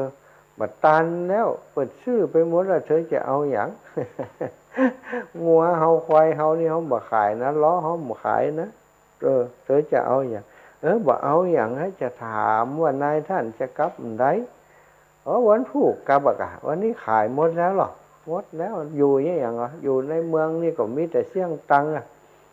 เข้าก็ได้ซื้อน้ำก็ได้ซื้อวันผูกเขาก็กลับแล้วกลับวันผูกแล้วก็เจ้ากลับทางใดนี่ก็มาทางใดก็ไปทางนั้นก็เขาก็จะออกทางประตูทิศนั้นนะออกหันไปจะไปเจ้าน้อยก็นายพานก็กลับแม่นั้นเปิดประตูเขาก็ออกไปแล้วจะได้ไปดักชัดต่อช่วงนี้ขายดีโอ้ยเนื้อชัดขายพอขายวันนี้มาอยู่มาถึงชั่วโมงมดเสร็จแล้วแสดงว่าเจ้าเมืองนี้มักนั่นชัดป่าขนาดโอ้ยกันเรียบร้อยแล้วไม่ยิงคนนั้นก็เอารางวัลเนี่ยนายพานกุตมิตรว่าเอาอย่างไม่อย่างเอาเถอะว่าเขาเต็มใจจะอันว่าสตังเนาะคนที่มาขายของเพื่อก็ต้องการสตังนายพานกุตมิตรก็ไม่ยิงคนนี้มันเป็นผีบ้ามันได้อย่างสักอย่างเอาตังมาเขาสถาเมื่อเป็นอย่างนั้นลูกสาวเศรษฐีเมื่อกลับไปถึงบ้านลูกสาวเศรษฐีก็ฝังขใจถามชุบชิบปูกันว่าจะได้ถามเพิ่นแล้วเพิ่นว่ายังได้พ่องนะเพิ่นจะไปวันไหนเพิ่นม่วนเขาไม่ยิงถามหาเปิดใจมันกับกูกันเนาะม่วนขนาดไหนยิงลูกยิ่งดูใกล้ยิ่งรอคนอะไรอย่างรอแต่รอว่าถ้าเจ้าอยู่ใกล้ๆในขนทิ้งลุกมดนางคนนั้นก็ลูกสาวเศรษฐีก็ช้ำเกิดความฮักคืนอย่างทุ่มท้นหัวใจคืนนั้นก็นอนบ่หลับอัศตาตั้งตาว่าแจ้งว่าเจ้าข้าเจ้าจะเดินตามประจายคนนี้ไปคณะที่คนใจรับอยู่นั้นตัวของแกเองก็เกียมครอบเกียมครัว เอาทรัพย์สินเงินทองที่เป็นของเธอนั้นที่พ่อแม่มอบเธอนั้นจะถาใส่ปกใส่ห่อไปเชาะเสื้อผ้าเก่าๆของนางคนใจนางทาสีของตัวเก่านั้นเอามาเตรียมไว้ส่วนปกผ้าของตัวเก่าก็มีส่วนหนึ่งเนาะแจ้งมาว่าเจ้ายังบอกตันแจ้งใจมืดชุ่มซิ้มเนี่ยสตาเธอก็แต่งตัวด้วยเสื้อผ้าปอนของสาวใจของเธอแล้วก็เอามอเทินหวยทำเหมือนกับสาวใจคนนั้นจะไปเอาน้ำเหมือนทุกวันนะสตาตื่นเจ้ามาเขาก็ทำอย่างนั้นแต่ในมอนั้นมีเสื้อผ้ามีทรัพย์สินอย่างต่างๆที่พอจะเอาติดตัวไปได้ก็ไปเดินออกไปท่าอยู่ที่ประตูตั้งออกเมืองนายพานกุตมิตรได้บอกสาวใจคนใจของนางไปว่าวันผูกจะออกทางประตูนั้นนะพร้อมกับนางทาสีทาสาทั้งหลายที่ออกไปตักน้ำเปิ่นก็ออกไปทางนั้นเหมือนกันก็ว่าเป็นที่พิษสังเกตแต่ประการใด นางได้ออกไปตั้งแต่เช้าตรู่เนาะก็เลยมีไผสงสัยไปสู่ท่าน้ำกับพวกทาสีทั้งหลายถึงที่นั่นแล้วก็ได้นั่งคอยการมาของนายพรานอยู่แม่นายพรานก็ได้ขับเกวียนออกมาทางนั้นแต่เช้าตรู่เหมือนกัน ฝ่ายนางเมื่อหันนายพรานขับเกวียนมาก็แข้งขาลิเดินไปโดยก้นเดินโดยไปเหมือนกับจะเข้าไปบ้านนั้นบ้านนี้แต่ก็ได้เข้าไปเดินโดยก้นไปติ๊กๆเดินจนออกพ้นเขตบ้านเขตจองแล้วนายพรานก็สงสัยว่ายังไงนี่แม่ยิงคนนี้โตยนางทาสีคนนี้จะได้โตยเฮามาติ๊กๆนี่ก็เลยบอกว่านางจะไปทางใดนี่เดินโดยเกวียนโดยล้อเฮามาหยังแม่นางก็บอกว่าท่านก็ขับเกวียนของท่านไปได้ถามไม่อย่างเฮาจะไปทางเดียวกับท่านนั่นละนายพรานก็บอกว่าเฮาบ่ฮู้จักท่านว่าท่านเป็นลูกเต้าเราไผนี่ก็บ่มีบ้านคนละท่านโตยมาหยังเดินโดยล้อเฮามาอย่างนี้นางก็บอกว่าท่านเงียบเถอะท่านก็มีหน้าที่ครับล้อก็ขับไปนายพรานก็เงียบไปก็ขับล้อขับเกวียนไปก็ไปไก่ติ๊กๆไก่ติ๊กๆก็บ่มีบ้านคนแถวนี้นะจะเข้าป่าเข้าดอยไปติ๊กๆแล้วไม่ยิงคนนี้ก็ยังตยเฮามาอยู่นี่อย่างใดนายพรานก็ถามแหมเป็นครั้งที่2ที่3ซะทางนางก็เลยตอบว่าท่านบ่ได้เรียกฉันมานะฉันตามมาธรรมดาของตนเพิ่งจะเดือดร้อนอย่างกับท่านนะท่านจงนิ่งเถอะนายพรานขับเกวียนของตนไปเถิดนางก็ได้กล่าวอย่างนั้นนางกล่าวอย่างนั้น 2-3 ครั้งเหมือนกันศรัทธาญาติโยมทั้งหลายทีนี้นายพรานก็ถามแหมนางก็เลยบอกว่าการห้ามสิริที่มาสู่สำนักของตนย่อมเป็นสิ่งที่บ่ควรนายพรานก็ฮู้ได้ทันทีว่าแม่หญิงคนนี้นี่หมายความว่าอย่างไรใช่ไหมท่านนายแม่หญิงเปิ่นบอกว่าท่านบ่ควรจะห้ามสิริที่มาสู่สำนักของตนก็หมายความว่าของดีเนี่ยมาสู่มือตัวและตัวจะห้ามเนี่ยหยังบัดเดี๋ยวนี้ถ้าตัวห้ามถ้าตัวบ่เอาเฮานี่นะเฮานี่เป็นของดีนะนายพรานก็ฮู้ได้ทันทีว่าแม่หญิงคนนี้มีใจให้ตัวเก่าละก็เลยบ่ว่าอย่างก็เลยจอดล้อเลยกะจะทะลงไปอุ้มขึ้นล้อขึ้นเกวียนไปเลยได้ของฟรีติดตัวมาก็ปากันไปอยู่ไปถึงบ้านก็ได้จัดการบอกให้พ่อให้แม่แต่งงานกับแม่หญิงคนนี้ซึ่งเธอก็บ่มีภัยแล้วมีนายพรานเนี่ยเป็นสามีแล้วก็ตัดพ่อตัดแม่ไปแล้วอีเตนะพ่อแม่ฝ่ายพ่อแม่บิดามารดานั้นก็พอตื่นเจ้ามาบ่หันหน้าลูกสาวไปหาก็เลยถามหญิงคนใจว่าเจ้าลูกตื่นมาก็บ่หันว่านายหญิงไปที่ไหน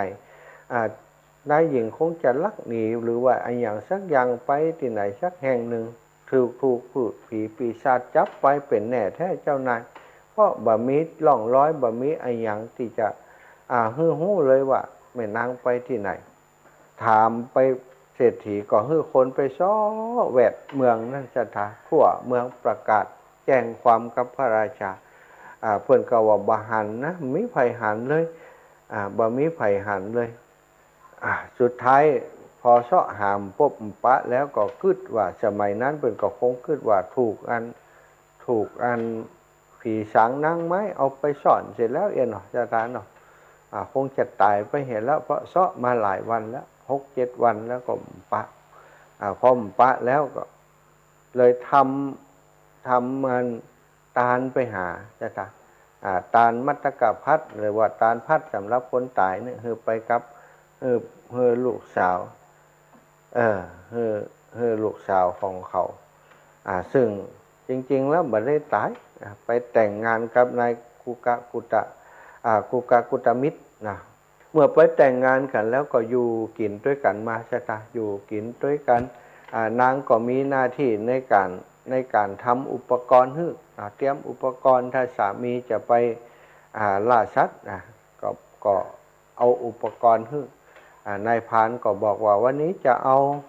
าบ่วงดัก500เนอะจะเอานั้นไปตัวเอานี่ไปตัวเตรียมไว้ให้จิ้มอันนั้นมันลุไปเนอะเธอช่วย ยิบช่วยแปลงช่วยทำให้มันดีจิมเนอะนางก็ทำหน้าที่นั้นของนางส่วนนายกูกะกุตมิตรนั้นแกก็ไปดักบ่วงดักยังของแกมาได้เนื้อได้มากอย่างก็ไปขาย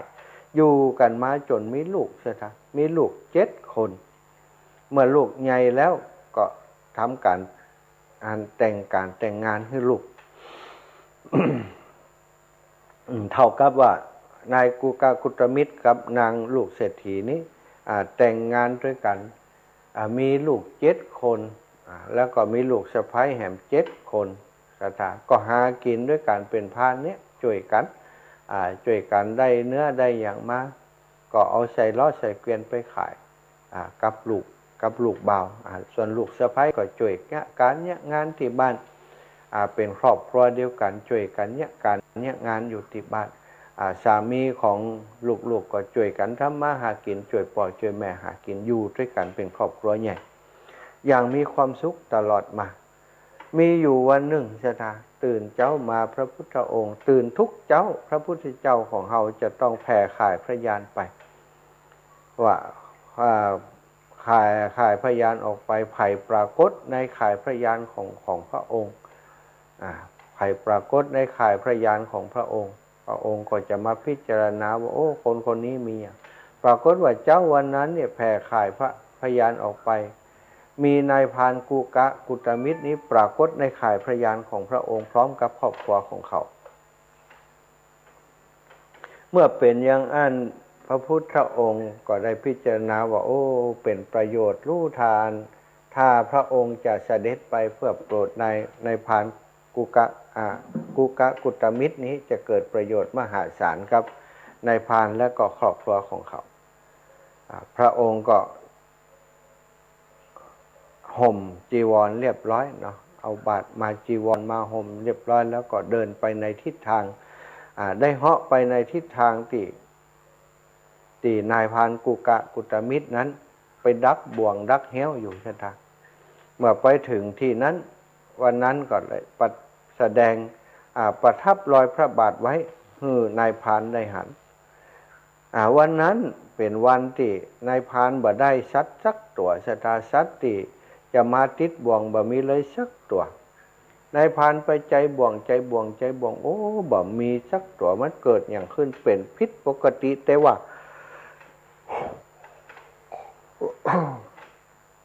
กูเตื่อมาดักแถวนี้นี่บ่เคยพลาดเลยนี่หันห้อยตีนอยู่แท้ๆหันขี้ใหม่ๆอยู่แท้ๆจะได้ว่าบ่ติดสักตัวมันต้องมีอย่างสักอย่างเดินไปถึงบ่วงสุดท้ายซะท่าโอ้หันห้อยตีนมนุษย์อยู่บนหั่นห้อยตีนที่พระพุทธเจ้าอธิษฐานแล้วก็เหยียบลงไปนะศรัทธาญาติโยมปรากฏอยู่ในหั่นนายพรานก็ไปเสาะหาเจ้าของห้อยตีนเหลียวไปเหลียวมาหันพระพุทธเจ้านั่งอยู่ที่อันปื้นต้นไม้ต้นหนึ่งที่ลมเย็นศรัทธานายพรานอยากหันเพราะว่าโอ้ไอหมอนี้โลสมณะล้นนี่โลนี่มันลักปล่อยชัดของเฮาโอ้หาที่ตายแล้วนะโคตรขึ้นมาทันทีทันใดศรัทธาอันว่านายพรานเนาะก็มีสันดานหยาบช้าอยู่ในใจอยู่แล้วสันดานโหดร้ายอยู่ในใจอยู่แล้วมันเนี้ยหากะเนาะก็ยกธนูขึ้นไปจะยิงพระพุทธเจ้าศรัทธายกธนูขึ้นมาน้าวธนูสุดแหงเกิดเลยน้าวธนูสุดแหลงเกิดสุดปิดอีนั่นน่ะถ้าปล่อยปุ๊บก็ปุ่งไปปุ๊บน่ะ เสียบอกพดลายปุ่นลายเพ่นะสัก10 คน20 คนก็ตายหมดอีน่ะง้างนี่สุดปิดเลยเมื่อง้างได้ที่แล้วศรัทธาญาติโยมจะปล่อยบ่ได้กันนี่เนื่องจากว่าพระพุทธเจ้าโดยพุทธพินิหารอิทธิฤทธิ์ของพระองค์นี้บันดาลให้นายคนนี้ขึ้นโก่งธนูได้แต่ว่าปล่อยบ่ได้ ปล่อยธนูออกจากแรงบ่ได้ก็กลายเป็นว่าศรัทธามันเน่าธนูของนายพรานนี่ต้องใจถ้าอย่างเฮานี่ก็คงเน่าบ่ได้มันนั้นใจไม่ตีมันแข็งแรงพอปล่อยไปนี่มันจะมีพลังสูงเน่ามาโดย โดยแหงของกำลังของนายพรานคนนั้นหนาวมาแล้วปุ๊บแล้วมันปล่อยบัดได้สถาเท่ากับว่ามันเข่งอยู่หั่นน่ะขณะที่เข่งอยู่หั่นเนาะมันก็สั่นทั้งตัวแล้วมันจะปล่อยก็ปล่อยบัดได้ตึงอยู่หั่นน่ะสถาเฮียนี่เต่าเม็ดบ่แข้งแบกเขือออกงานถั่วเนื้อถั่วตัวของนายพรานเฮียย้อยชั่วยืนอยู่ตรงนั้นสถาโดยความที่ร่างกายมันเก่งเนาะเก่งตีอันตีน้าวกันธนูนั่นนะยืนชันอยู่ห้าสถาเหียย่อยชั่วอยู่ที่หันพระพุทธองค์ก็นั่งรับตาเหียอยู่ปืนเกาไม้บอกหูเสียหูซิดหูสายอย่างต้องการจะทรมานในพาน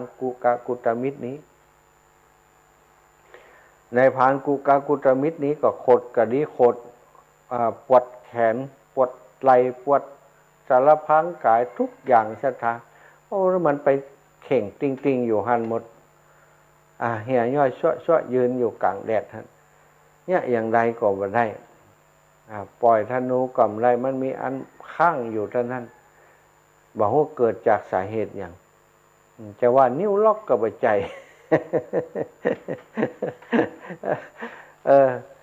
เอาอย่างใดดีกำนี้ลูกเต่าปกติอีปอกลับมาแล้วนะป่านนี้ต่างจิ้นต่างอย่างเต็มล้ำล่อมาแล้วจะใดวันนี้ดับปิงนี่แม่ก็ไปถามแม่ก็นั้นน่ะแม่ก็สงสัยสู่ไปโตยหาละอีหล่ะลูกถึง7 คนกับไปโตยหาไปโตยหันปอดอันยืนน้าวธนูอยู่หัน เหี่ยย้อยชั่วอยู่หันแทนที่จะไปช่วยปอก่อนจะถามปอก่อนถามก็พอไปตามที่อันทิศทางที่ปอจะยิงธนูนั้นก็ไปหันพระพุทธเจ้านั่งหันโจงโง่อยู่หันก็เนี่ยอย่างเดียวกันกับปอโอ้หมอนี้เราเป็นศัตรูกับปอเฮานี่ปอเฮาท่านง่างธนูจะยิงอยู่นี่หมู่นั้นทั้งหลายก็อยากจะช่วยปอเนาะง่างธนูขึ้นมาเหมือนกันใช่ไหมธนูของแต่ละคนก็อันใหญ่ๆทั้งนั้นเน่าขึ้นมาก็อย่างเดียวกันเน่าขึ้นมาปุ๊บแล้วปล่อยไปได้ใช่ไหมปัดโต๊ะ8 คนนะปอลูกแหม7ปอแหม1เนาะง่างธนูจะยิงให้แล้วยิงบ่ได้สันโจอยู่หันเหี่ยย้อยลงกองแห่ชั่วหันเคยอยู่กันหันฝ่ายภรรยาและลูกสะใภ้ก็พิจสังเกตอีแม่อันอีปอก็หายไปแฟนน้องก็บ่มากันตั้งเดียวเป็นอย่างใดนี่หึกันนั้นให้ลูกเป็นอย่างไรบลังเกิดเหตุร้ายขึ้นกับหมู่เขาทั้งหลายก็ไปเอาไปโดยไปพอละไปเลยชั่วการชั่วงานที่เนี้ยอยู่เนี่ยปากันเตียวต่างไปต่างที่อันลูกกับสามีนั้นเดินต่างไปนั้นสถานเมื่อเดินทางไปถึงก็ไปหันอันหัวกับลูกนี่อันยืนน้าวธนูอยู่นางก็มองไปตามมันทิศทางที่อันโมลูกและสามีน้าวธนูไปนั้นไปหันใส่พระพุทธเจ้าซะตานางห้องให้ขึ้นมาทันทีนะตายแล้วท่านทั้งหลายอย่าได้ทำป่อเฮาให้ชิบหายท่านทั้งหลายอย่าทำป่อเฮาให้ชิบหายตายแล้วกำนักแล้วสู่เขาเจ้าทั้งหลายบัดเดี๋ยวนี้สู่จะฆ่าป่อหาโลนี้ป่อขันฉันโลนี้นะนางผู้อันเป็นภรรยาของกุตมิตรก็ร้องให้ขึ้นมาในพานกุตมิตรนั้นก็คือว่าตายแล้วกำนักแล้วเฮานี่จะฆ่าปวดเท่าโลนี้เขาสำคัญว่าพระพุทธเจ้าคือปวดตาปวดเท่าของปอของเมียตัวเก่านั้นฝ่ายลูกทั้ง7ก็สำคัญเช่นเดียวกันว่าอันนี้เป็นตาเฮาโลนี้ถ้าแม่บ่มาบอกนี่เฮายิงไปแล้วความจริงตัวยิงบ่ได้เพราะอย่างพ่อธนูโก่งขึ้นมาบ่ได้แล้วปล่อยออกจากแหล่งบ่ได้ก็กึดอย่างอันพอกึดอย่างอันจิตใจก็อ่อนโยนลงทั้งหมดเลยในพานกุตมิตรก็คิดว่าเป็นพอเท่าจิตใจก็อ่อนโยนลงลูกเต้าทั้ง7 คนนั้นก็จิตใจอ่อนลงเพราะว่าเข้าใจว่าเป็นตาของตัวเก่า ความคิดที่จะประหารฆ่าให้ตายก็บังเกิดขึ้นในจิตในใจเขาแล้วพระพุทธองค์หู้วาระจิตของเขามูนั้นก็เลยลดเรียกว่าไม้เนาะไม้อิทธิพินิหารของพระองค์ลงไม้อิทธิพินิหารของพระองค์ลงหมู่นายพรานทั้งหลายนั้นก็วางหอกวางดาบวางธนูลงกับพื้นแล้วก็เข้าไปกราบพระพุทธเจ้าเมื่อเขาทั้งหลายเข้าไปกราบพระพุทธเจ้าโดยความสำคัญว่านายพรานสำคัญว่าพระพุทธเจ้านี่คือปวดเท่าส่วนลูกนั้นก็สำคัญว่าเป็นตาของตัวเก่าเนาะเข้าไปกราบพระพุทธเจ้าโดยความเคารพเมื่อเป็นอย่างนั้นพระพุทธองค์ก็ได้แสดงธรรมให้ฟังแสดงธรรมที่พระองค์แสดงวันนั้นก็คืออนุปปุพีกถาเรื่องของทานเรื่องของทานศีลภาวนาโทษของสวรรค์แล้วก็โทษของกามพรรณนาเรื่องทานเรื่องศีลเรื่องภาวการโทษคุณของสวรรค์เนาะการไปสู่สวรรค์การให้ทานการรักษาศีลไปสู่สวรรค์แล้วก็อู้ถึงโทษของความยินดีความกำนัดในกามทั้งหลายแล้วก็เนกขัมมะคุณแห่งของการบวชพระองค์ได้แสดงโดยพิสดารฮื้อกับทั้ง16คนเนาะได้ฟัง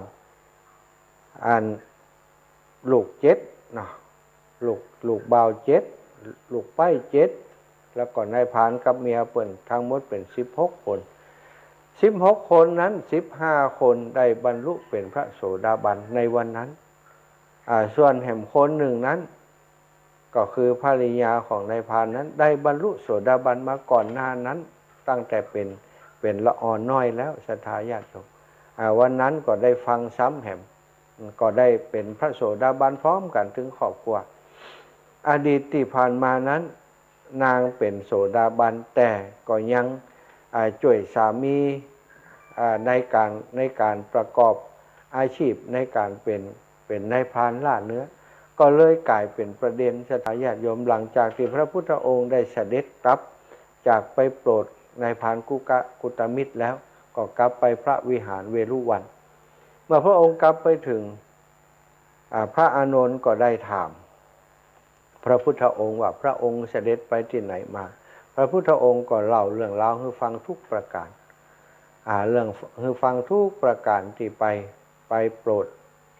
ในพรานกุตมิตรพร้อมกับลูกๆของแกแล้วก็บอกถึงคุณวิเศษที่ในพรานได้วันนั้นเมื่อบอกให้เรียบร้อยแล้วก็มีคนสงสัยเช่นเดียวกันว่าแล้วนางกุมารีนางภรรยาของนายพรานโลได้คุณวิเศษอย่างพระองค์ก็บอกโอ้นางบ่ได้อย่างเสมอตัวเนื่องจากว่านางนั้นได้บรรลุเป็นพระโสดาบันตั้งแต่เป็นละอ่อนแล้วก็เลยมีการสนทนาอู้จากันในกลุ่มของพระภิกษุที่ยังเป็นพระอรหันต์คำตรัสเป็นถ้านางเป็นโสดาบันแล้วจะได้ว่าไปอยู่กับสามีที่เป็นคนล่าสัตว์ทำไมยังต้องไปล่าสัตว์โดยสามีอยู่ทำไมยังต้องไปทำคนเป็นพระโสดาบันนี้ยังฆ่าสัตว์ได้อยู่กันก็ได้อู้กันที่ธรรมสภาพระพุทธองค์ก็เข้าไปถามว่าเธออู้อย่างอยู่ก็ได้เล่าให้ฟังว่าอู้ถึงเรื่องนางภรรยาของนายพรานกุตมิตรเนี้ยว่าเป็นพระโสดาบันจะได้ว่าไปฆ่าสัตว์โดยสามีไปทำหน้าที่เป็นคนดูแลบ่วงดักแห้วดักสัตว์ผ่องดูแลเรื่องเล้าเรื่องอย่างหื้อสามีผ่องพระพุทธองค์ก็ตรัสว่าภิกษุทั้งหลายที่โทสงสัยนั้นก็เป็นสิ่งที่ดีนางผู้เป็นกุมารีผู้เป็นลูกเขานั้นเธอเป็นพระโสดาบันตั้งแต่น้อยนั้นจริงแล้วก็เธอได้ไปอยู่กับนายพรานนั้นจริงแต่เจตนาในการฆ่าบ่มีกับนางกุมาริกานั้นเลยนางทำหน้าที่แค่ทำบ่วงทำอย่างทำอุปกรณ์ให้สามีแต่บ่ได้คิดว่าสามีจงเอานี้ไปฆ่าสัตว์จงเอานี้ไปฆ่าสัตว์เพื่อจะได้เนื้อมาขาย นางบ่ได้คิดอย่างนั้นนางคิดแค่ว่านางมีหน้าที่ทำนางก็ทำบ่ได้คิดว่าจะต้องทำเพื่อจะให้ไปฆ่าสัตว์อันนี้คือจิตของคนที่เป็นโสดาบันซะนะบ่มีเจตนาในการฆ่าบ่มีเจตนาในการทำสิ่งของเพื่อจะไปให้คนอื่นเอาไปฆ่าแต่ก็ทำหน้าที่ของตัวเก่าโดยที่บ่มีจิตคิดจะฆ่าแต่ประการใดก็บอกให้ภิกษุทั้งหลายเหล่านั้นฟังอันนี้อยู่ที่จิตเจตนาสถานการฆ่าสัตว์กรีการละเมิดศีลข้อใดก็ตามอยู่ที่เจตนาเจตนาในที่นี้ก็คืออย่างที่อย่างในเรื่องนี้นางได้ทำหอกทำเหลาทำอุปกรณ์ในการล่าสัตว์จับสัตว์ของสามีก็มันทำหน้าที่ทำมาได้แต่แบบมีจิตที่จะคิดอาฆาตดูว่าคิดจะให้สามีเอาไปฆ่าแต่อย่างใดทำหน้าที่ของภรรยาเท่านั้นอันนี้คือเรื่องที่พระพุทธองค์ได้ตรัสแก่ภิกษุทั้งหลายว่าเจตนาคือสิ่งสำคัญในเรื่องของศีลเนาะตอนนี้ตี4:08 นาทีศรัทธาญาติโยมเอาละเนาะก็จะพักเสียงสักกรรมเนอะก็พักเสียงสักกรรมขอดื่มน้ำสักกรรมให้ศรัทธาญาติโยมได้ฟังเพลงสักเพลงก่อนอูยาวแก่ก็เสียงมันจะสู้บ่ไหวศรัทธาญาติโยมเดี๋ยวก็จะให้ศรัทธาได้ฟังเพลงสักกรรมก่อนนะก่อนที่จะมาพบปะกันในชั่วโมงหลังนี้ก็เดี๋ยวจะให้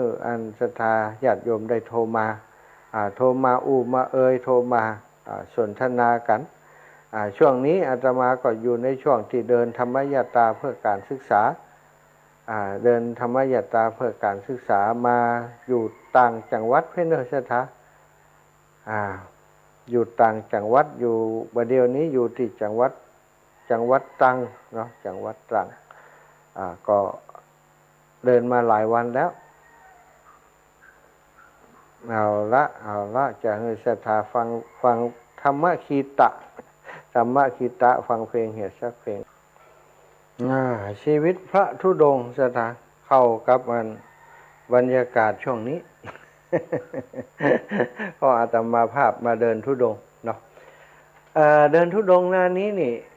เป็นหน้าห้อนศรัทธาญาติโยมลำบากเดินหน้าห้อนลำบากในเรื่องของอากาศเนาะอากาศที่ระหว่างวันที่เขาเดินโดยทั่วไปเพิ่นจะเดินออกพรรษาในเพลงเพิ่นก็บอกว่าถึงเวลาออกพรรษาแล้วหาเที่ยวไปองค์เดียว บอกหลวงตาพระอาจารย์นี่นะออกพรรษาแล้วก็ออกไปเดินธุดงค์แต่ว่าอาตมาภาพช่วงออกพรรษามีงานของครูบาอาจารย์ที่จะต้องช่วยเหลือเติมนักศรัทธาตั้งแต่กฐินก็หลายวัดหลายวาเนาะ เฮาช่วยเปิ้นช่วยเฮานี่ก็ไปช่วยครูบาอาจารย์งานกฐินแล้วก็จากนั้นมาก็เป็นการเข้ากรรมลุกขมูลเข้าปริวาสเข้าลุกขมูลงานเกี่ยวกับเกี่ยวกับการปฏิบัติธรรมหลายที่หลายแห่งหลังจากออกพรรษาแล้วนั่นนะออกพรรษาแล้วโดยเฉพาะในช่วงเดือนพฤศจิกาธันวามกราเนี่ยก็เข้ากรรมอย่างครูบาอาจารย์ในเครือข่ายของหมู่เฮาเนี่ยวัดหม่อนห้วยแก้ววัดหม่อนฤาษีแล้วก็วัดท่านอาจารย์ทุกปีแจ้งแหมหนักสันขยอมทุกปีแจ้งแล้วก็งานของวัดเรามณฑาทิพย์เขาก็หลายรอบที่ผ่านมาเพราะมีการก่อร่างสร้างแปลงเทพระเททองผ่องเนี่ยอย่างผ่องเนี่ยกิจกรรมที่ทำที่ผ่านมาการเฉพาะวัดใหม่เรามณฑาทิพย์นี่ซื้อว่าจะมี4 งานหลังออกพรรษาแล้วก็จำเป็นจะต้องไปขับเคลื่อนดูแลช่วยครูบาอาจารย์เพิ่นเวลาก็ล่วงเลยมาจนงานสุดท้ายที่อาตมาตั้งอยู่ในใจว่างานของท่านอาจารย์พระครูสมุวิสุวัตวรกิจโจวันที่21เดือนเมษายนเพราะฮู้กำหนดตั้งแต่ทราบว่าเพิ่นได้รับตาตั้งเจ้าอาวาสแล้วก็กับท่านอาจารย์ว่าท่านอาจารย์พระครูสมุวิสุวัตก็ว่าพุ่นก็เอาไปเนี่ยได้พร้อมกับงานรถส่งน้ำครูบาพุ่นอีกนะ พอได้ฟังจากครูบาอาจารย์อย่างนั้นก็กึดในใจว่าถ้าถึงงานมาก็จะไปช่วยเปิ้น ทีแรกก็กึดจะออกก่อนออกเดินก่อนนั้นเดือนเมษากะว่าเดือนมกรากุมภามีนานี่ยังพอจะเดินได้อยู่แต่ก็ยังว่าซะท้ามกรากุมภามีนามาจนฮอดเมษานี่เขาก็มีงานเนาะมีงานสุดท้ายของเครือข่ายคลื่นสีขาวเขาก็คืองานวันที่9เดือนเมษาวันกะละวะดำหัวครูบาอาจารย์มันก็ทำให้ช่วงที่อาตมาจะเดินสัก2 เดือนนี่มันก็เปลี่ยนไปบ่ได้สักเตือพอมาถึงช่วงนี้ก็คิดว่าเสร็จงานวันของท่านพระครูสมุวิสวัตวรกิจโจจะได้ฮ้อนก็ตามบ่ฮ้อนก็ตามจะออกเดินอย่างน้อยก็สักเดือน2 เดือนวัตถุประสงค์ในการเดินอย่างแรกก็คือตั้งใจว่าทุกปีจะเดินธรรมยตราเพื่อการศึกษาให้เด็กๆลูกหลานของอาตมาภาพในโรงเรียนขนาดเล็กบ้านทุ่งโป่ง เนื่องจากว่าจำเป็นจะต้องเดินจ่วยเดินจ่วยคือการเดินนี่ก็สมทานธุดงควัตไปตัวเป็นการปฏิบัติคัดเก่าในตัวของตัวเก่าแล้ววัตถุประสงค์อีกอย่างหนึ่งเวลาเดินนี้ศรัทธาญาติโยมตีเปิ่นพบปะระหว่างตั้งอย่างต่างๆเปิ่นก็ถวายปัจจัยอยู่แล้วแต่ว่าเฮาได้มานั้นอาตมาก็โอนไปให้ตังโรงเรียนแล้วให้ตังโรงเรียนแล้วก็หมู่บ้านชุมชนคณะกรรมการเนี่ยเปิ่นทำเป็นโครงการผ้าป่าสนับสนุนโครงการธรรมยตราเพื่อการศึกษาอาตมาเดินทางกลับไปปุ๊บคนทั้งหลายเพิ่นก็จะได้เอาผ้าป่ามาตานในวันที่เดินทางกลับมาเป็นการแสดงมุทิตาจิตรวมกันอันนี้ก็แจ้งตั้งคณะกรรมการแล้วนะว่าถึงทำแบบนี้ทีนี้ก็ตัดสินใจเดินในช่วง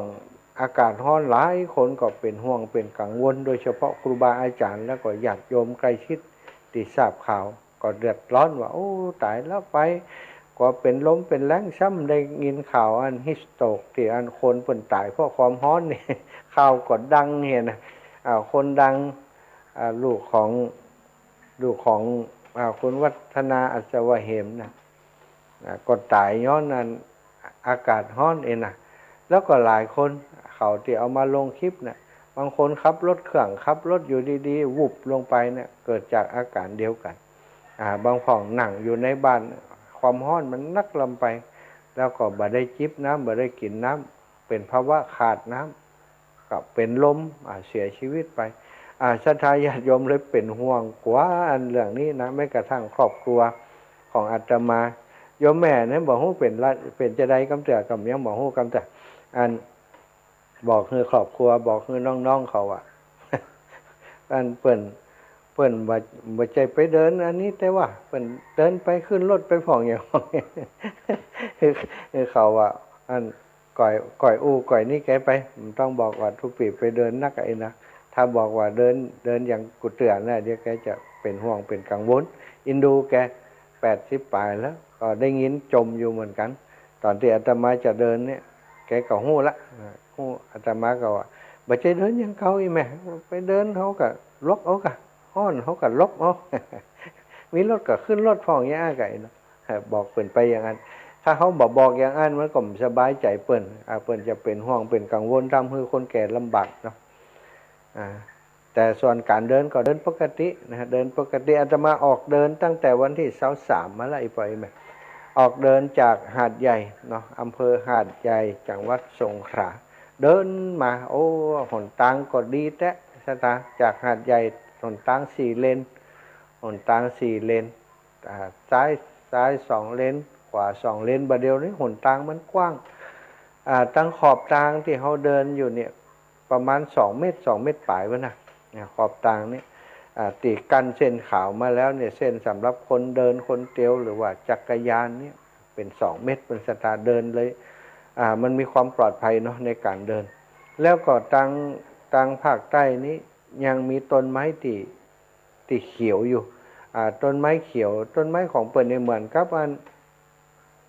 ปลายฝนบ้านเฮาใหม่ๆเนี่ยปลายฝนที่ยังต้นไม้เขียวแล้วก็หญ้าอย่างยังขึ้นอยู่นี่หญ้าดอกขาวนี่นะสถาต้นสูงตอกอกตอกเอวนี่อยู่แถวข้างตังนี่เขียวขจีไปหมดแล้วหญ้ามาเลหญ้าอย่างต่างๆตามข้างตังนี่ก็ยังเขียวอยู่เข้าไปในสวนยางพาราใช่ไหมถ้าอยู่ไม่ในตอนฮ้อนๆนะฮ้อนๆอาตมามักจะเข้าไปที่สวนยางพาราสวนยางพาราของเจ้าบ้านซึ่งเขาก็ตัดหญ้าจัดดีใช่ไหมตัดหญ้าตัดอย่างจัดดีหญ้ามาเลนี่เขียวครึ้มไปหมดเหมาะสถานเข้าไปแล้วเย็นอกเย็นใจเสียอย่างเดียวเข้าไปในสวนยางยุงมันนักยุงตัวน้อยๆนั่นนะยุงนักกัน ยุงมันลึกยุงนั่นน่ะครบตะปุ๊บตะปั๊บเข้าไปกำเนี่ยมันครบตำมือตำอย่างเลยจะต้องเอายาขนาดยามันยังมากกว่านะยากย15-16นี่นะทามันยังหลู่ครบอยู่ มันถ้าจะหิวนักแกระยะหลังนี่ก็บ่ค่อย 2-3 วันมานี่บ่เข้าไปในสวนยางแล้วเนื่องจากว่าเข้าไปก็ไปเจอยุงอ่ะใช่มั้ยก็เลยนั่งอยู่ในห่มแถวข้างตางที่เป็นศาลาพ่องอะไรอย่างพ่องเดินจากวันแรกมาวันแรกนี่ได้ประมาณสัก17-18 กิโลเนี่ยใช่มั้ย17-18 กิโลก็มาถึงที่ภาคตอนประมาณสัก 5 โมงวันแรกยอมรับว่าร่างกายมันปรับตัวบ่นี้ตัวใดเนาะคือมันฮ้อนแล้วใจรู้สึกบ่ค่อยดีใจรู้สึกว่าบ่ค่อยดีถ้าฮ้อนทนฮ้อนเหมือนบ่ได้พอทนฮ้อนเหมือนบ่ได้ก็ต้องหาที่พักบ่อยหน่อยก็เลยเดินจ้ากว่าปกติจะได้23ถึง25กิโลต่อวันแต่วันแรกนี่บ่ได้วันที่2ก็เหมือนกันวันที่2เนี่ยมันได้แต่วันที่3นี่รู้สึกว่าอาการบ่ดีวันที่3มาพอที่เท้าปรากฏว่าเท้าบวมสถาญาติโยมยุบพอก็รู้สึกปวดข้าวข้างขวาล่างมีอย่างเหตุข้าพอยุบพอกระดูกก็สีว่ากระดูกก็ผิดปกตินี่นะมันกระดูกตึงเนื้อตึงหนังที่มันบวมขึ้นมานี่ทำให้เท้าขวากับเท้าซ้ายนี่ผิดปกติเท้าซ้ายมาเป็นอย่างแต่เท้าขวาที่ผิดปกติเนี่ยตึงบวมตึงปวดรู้สึกเป็นกังวลสงสัยมันผูกจะนักกว่านี้กายเนาะแฮมพอนอนคืนนั้นวันรุ่งเจ้าขึ้นมาวันที่4เนี่ยก็รู้สึกปวดอยู่ซะท่าเดินกับปวดอยู่ก็เลยเดินไปพอดีไปปะใส่คลินิกหมอคลินิกหมอก็เลยแวะเข้าไปให้หมอเพิ่นก็พอก็นี่ว่าเกิดเพิ่นก็มาได้วินิจฉัยว่าได้เพิ่นว่าก็คงจะเกิดจากการเดินนั่นแหละเนาะเพิ่นก็จัดยาให้ยากินแก้ปวดกับยาแก้คลายกล้ามเนื้อกับยาแก้ปวดแล้วก็ยาทามาให้ก่อนด้วยดูแลตัวเองเวลาร้อนๆได้น้ำเย็นมาศรัทธาเพิ่นถวายน้ำเย็นมาก็เอามาฮดให้เพิ่นประคบเย็นลูกไปฮดไปแล้วก็กินยาตัวเอายาที่เพิ่นทาให้มานะเอาให้ทาน่ะมาพ่นมาทาตัวกลางคืนนั้นก็รู้สึกว่ามันอาการปวดดีขึ้นบ่ค่อยปวดแล้วอาการบวมยังมีอยู่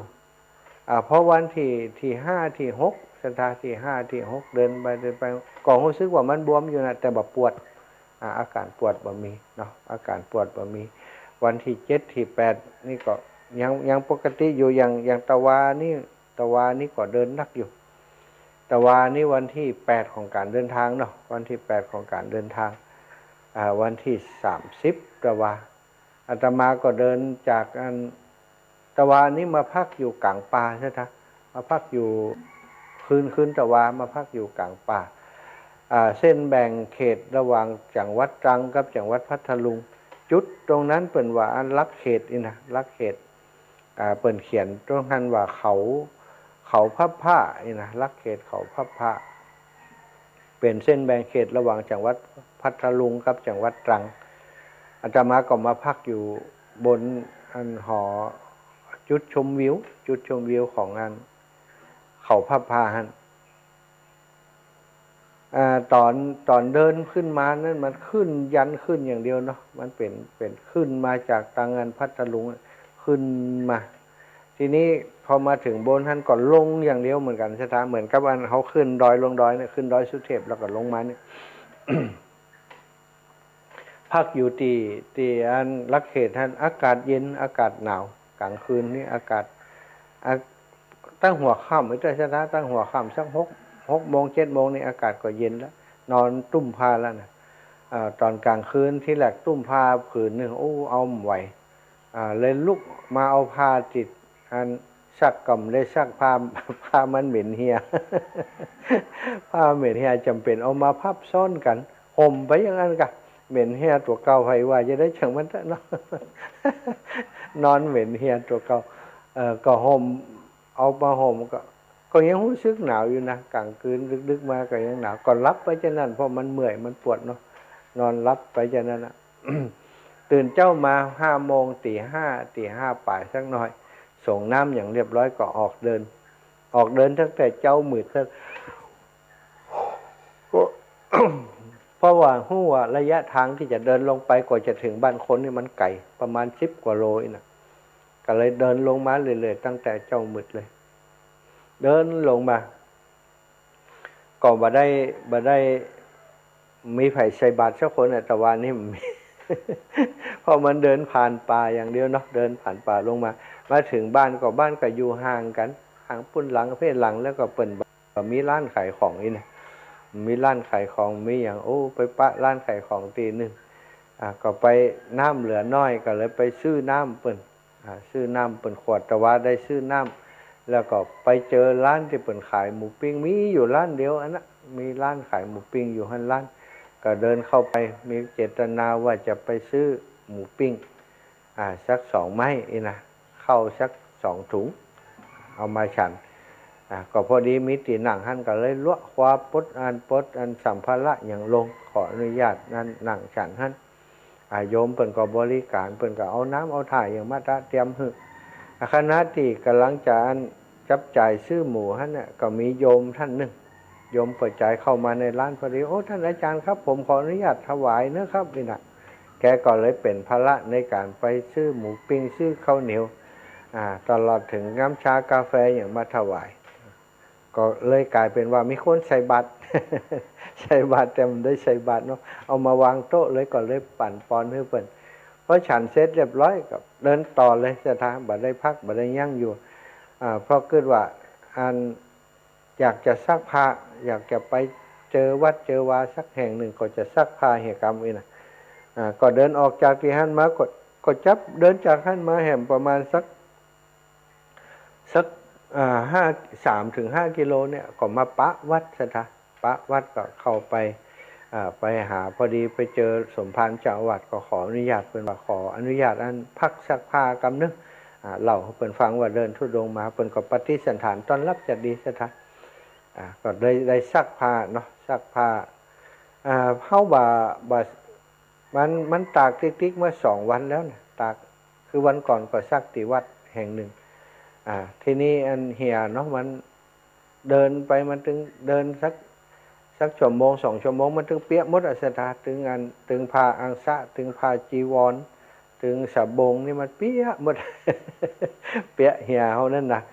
พอไปถึงที่พักก็ตากตั้งแต่ตากตันแห้งก็เดินให้มาตากตันแห้งก็เดินมาโดยเฉพาะตอนช่วงเย็นเนี่ยสถานช่วงเย็นนี่เฮาตากมันอากาศมันแดดมันมีแล้วเนาะมันก็ยังเปียกอยู่นะมาถึงตีภาคตีหยังแต่เฮาขึงมันก็เป็นในห่มอย่างตากไว้มันแจ้งมาบ่เจ้ามันยังจุ่มอึกมึกอยู่นะเหี่ยข้ามคืนนี้มันเป็นว่าเหม็นอะละเนาะจะ ลำบากอะละพอไปถึงจุดที่จะตากนะเวลาพักที่ไหนก็ตากหั่นตากพอมันแห้งหมกพอแห้งใส่ได้ก็ใส่ไปแหมเท่ากับว่าเหงื่อที่มันซับอยู่ในผ้าเฮาเนี่ยเนาะมัน 2-3 รอบ2-3 รอบมันก็เหม็นก็อัพแต่ว่าก็เลยได้ซักเนาะอันนี้ก็แมลงที่พันมาก็เอามาพึ่งแหมกำวันนี้เดินทางต่อไปก็พึ่งต่อไปแหมถ้ามันไปถึงตีพักก็เอาเจียกมัดเนี่ยก็เอาผ้าทักเอาเจียกมัดก็ผ้าทักอย่างอีทุกวันสัตยาโยมระหว่างทางที่เดินผ่านมาเนาะก็ได้ ได้รับการต้อนรับได้รับการนั้นดูแลจากสถาญาติโยมต่างเพศดีพอสมควรน้ำท่านี้บ่ค่อยได้ซื้อจำได้แต่ว่านี่ได้ซื้อเหี่ยขวดเดียวนอกนั้นก็เปิ้นก็ถวายถึงนั้นแหละสถาถวายจนเปเลิกปะเตอกับเข้าถวายมาติเอามาได้ฉันแล้วก็แบ่งให้ระหว่างทางที่เดินมาผลไม้บางคนแต่ว่านี่มีคนถวายผลไม้บะม่วงบอกโอ้อาตมามีอย่างปอกแล้วมันเลยเพนก็บ่ครับแล้วก็มีแหมเจ้าถวายอันส้มเขียวหวานกับถวายอันองุ่นโอ้เป็นถุงเล็กเล่นเขาบอกว่าเอาน้อยเดียวก่อมฟังจะเอาหื้อมดนั้นเอาไปฉันเฮ้อท่านอาจารย์เอาไปฉันจำเป็นได้ครับดีว่าอันเดินทางมาไปปะเสละอ่อนใช่ไหมก็ไปแจกเขาแหมถ้าเป็นถวายก็จำเป็นครับแล้วก็เอาไปแจกเอาพอดีช่วงเพนตะวานี่หลังจากออกจากวัดท่านมาที่แรกท่านอาจารย์เจ้าอาวาสนิมนต์ฉันที่วัดแต่ตอนนั้นมัน9 โมงป่าย9 โมง70 โมงเนี่ยใช่ไหมก็พอเวลาแล้วว่าโอ้ถ้าเขาฉันตีหั่นมันก็เสียเวลาไปแหม1 ชั่วโมงก็เลยว่าอันแสดงความประสงค์จะเดินต่อนะเขาบอกเป็นว่าอันยังมีเวลาเดินอยู่ก็บอกกับท่านเจ้าอาวาสผมขออนุญาตเดินเดี๋ยวไปฉันตั้งหน้าเอาก่อนแล้วกันท่านอาจารย์เจ้าอาวาสก็งั้นก็ไม่เป็นไรตามใจของท่านก็แล้วกันเองก็เดินมาจับพอดีชันทา11 โมงสัก10 นาทีเนี่ยมีโยมท่านหนึ่ง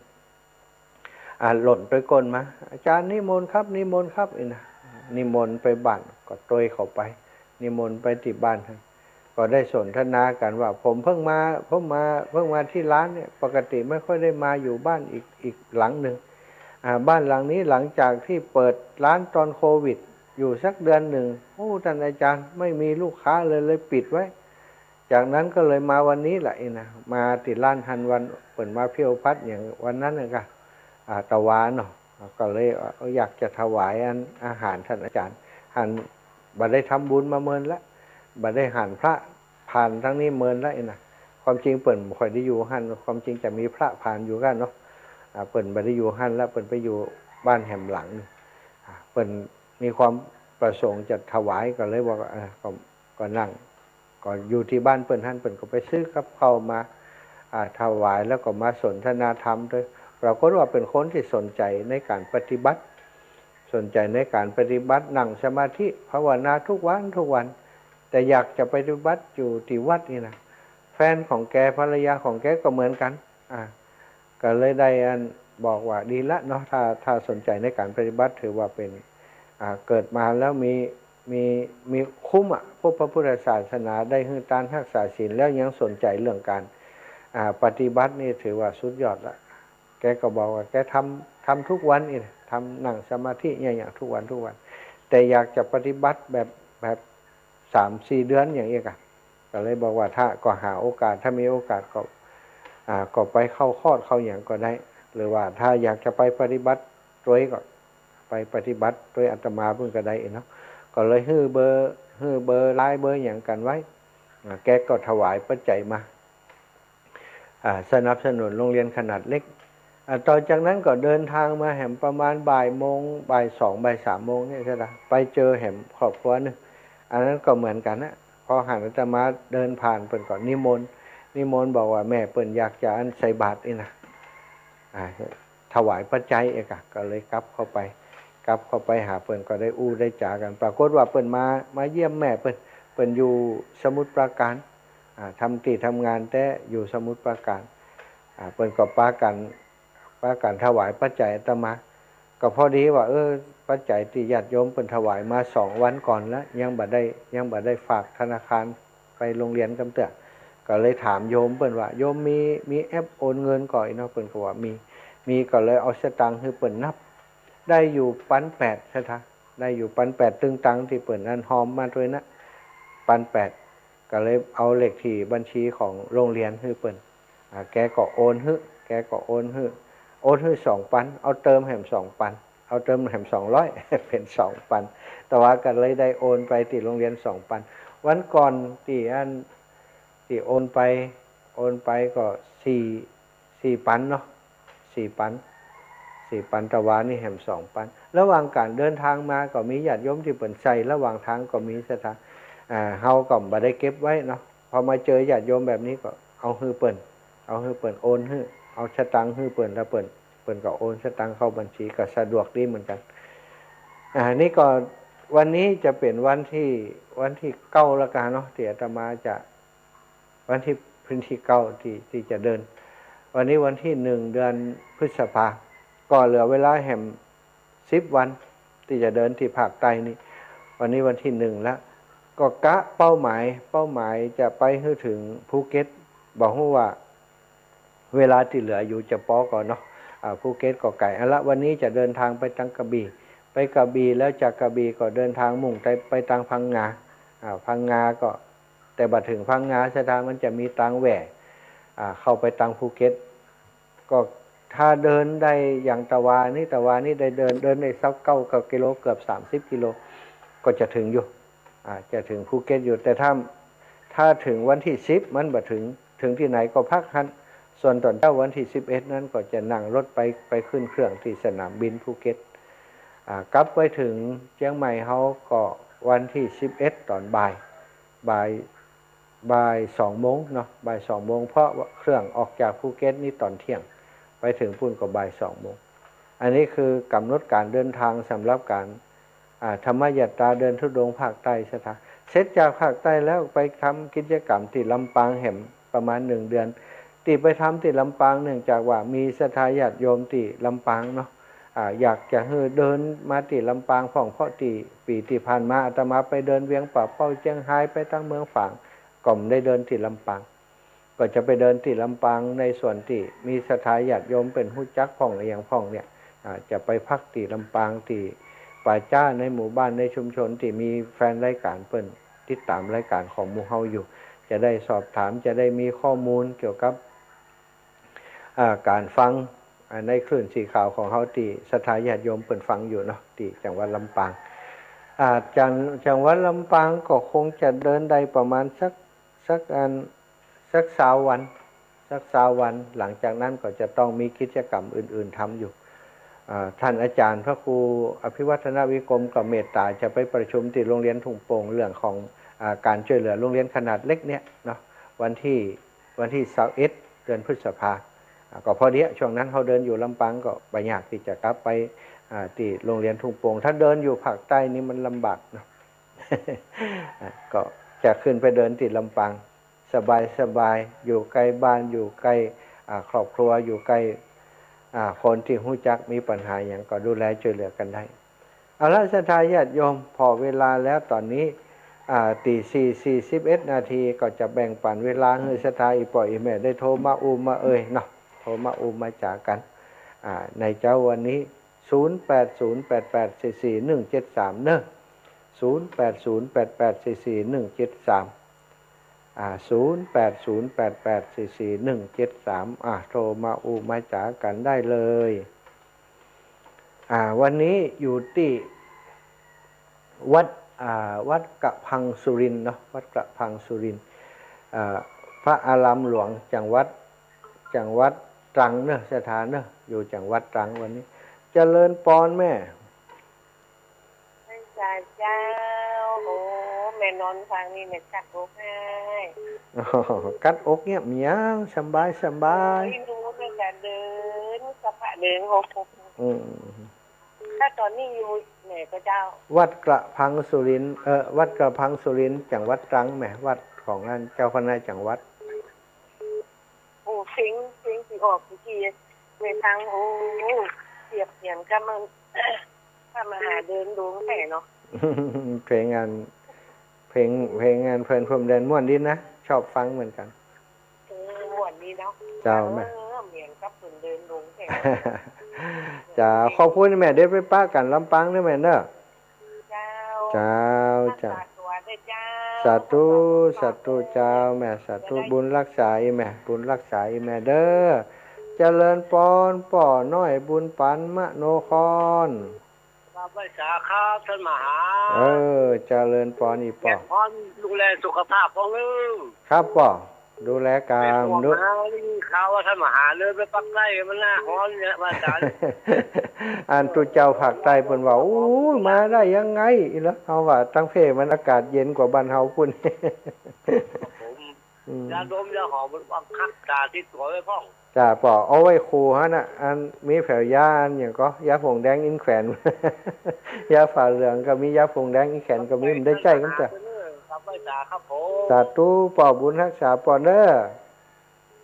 จ้ามีโอกาสได้ปะกันที่เมืองฝางปอสาธุสาธุเจริญปอนแม่ศรีพันธ์ไม่สาเท้าดูแลตัวเองให้ดีนะท่านเนอะเจ้าแม่ขอบคุณหลายๆแม่ก็อันฟังอยู่ตั้งแต่เจ้าละโอ้เมื่อใดก็เท้าบวมใส่รองเท้ากับลูกใส่ก็ใส่กาใส่แต่ว่ามันนั้นบวมจากการมันถ้าจะเป็นเรื่องกระดูกเรื่องกล้ามเนื้อแต่ว่ามันแบบปวดแล้วแม่มันบวมหน้ามันก็บวมอย่างนี้ก็บวมเดินอ่ะถ้าเจอคลินิกหมออย่างก็มันแวะเข้าหาเลยถ้าเจอไหนก็แวะโอ้เดี๋ยวก็เสี่ยงตังทีก็ได้ยามากินยังมดกำเตี้ยสาธุนะแม่นะครับสายแม่คำนวณกำเด้อจ้าบุญรักษาเจ้าแม่จ้าสาธุสาธุเจริญปอนพี่น้องบ้านเฮาแม่คำนวณดินดำกับไปสาขันเจ้าโอ้แม่เหมือนกันนัดแม่ได้ยินเสียงเจ้าอาทิตย์ก่อนก็ได้จัดเพราะว่ามันไปอยู่ติ่มมีไฟไหมอาทิตย์นี้ยังแขวนหน่อยเจ้าเหมือนเนาะเจ้าได้ยินเสียงก็งอมเจ้าวันนั้นลงดอยมาซบก่อนในปวนแม่กับได้ไปป้าจ้าโอ้ยเขากระตึ้มได้ไปก็มาเสียดายตายินดูไปอยู่ไกลเนาะไปมันได้มันคืนตามาดีเจ้าได้ไปเจ้าแม่ตัวลุงหลวงปู่ดอยมาเนาะเจ้าแต่มาอันนี้บ้านเฮากะแต่มาประชุมบ้านเฮากะเจ้าแม่วันที่21นะวันที่21ประชุมได้ก่อนเดี๋ยวก่อนจะจัดงานวันใดจะว่ามครับเจ้าเดี๋ยวจะแจ้งให้แม่เนอะสาธุสาธุเจริญปอนพี่น้องเมืองฝางแม่จันศรีสุขาไม่ทันแล้วเจริญปอนยายแม่นวลเทพเสด็จติดหายแล้วค่ะเจ้าดีขึ้นแล้วแม่เดินไกลได้เดินไกลเนาะธรรมดามันเป็นพาหนะต้องใจงานเปิ่นนักเจ้าแม่เจ้าเจ้าฝากไปอันคุมฝากดูร้อนเดือนกันอ๋อเจ้าเป็นการรักใจลูกลูกหลอดปลอดภัยได้เจ็บเป็นอย่างตั้งนี้ต่อไปนะเจ้าขอบคุณนะแม่เด้อบุญรักษา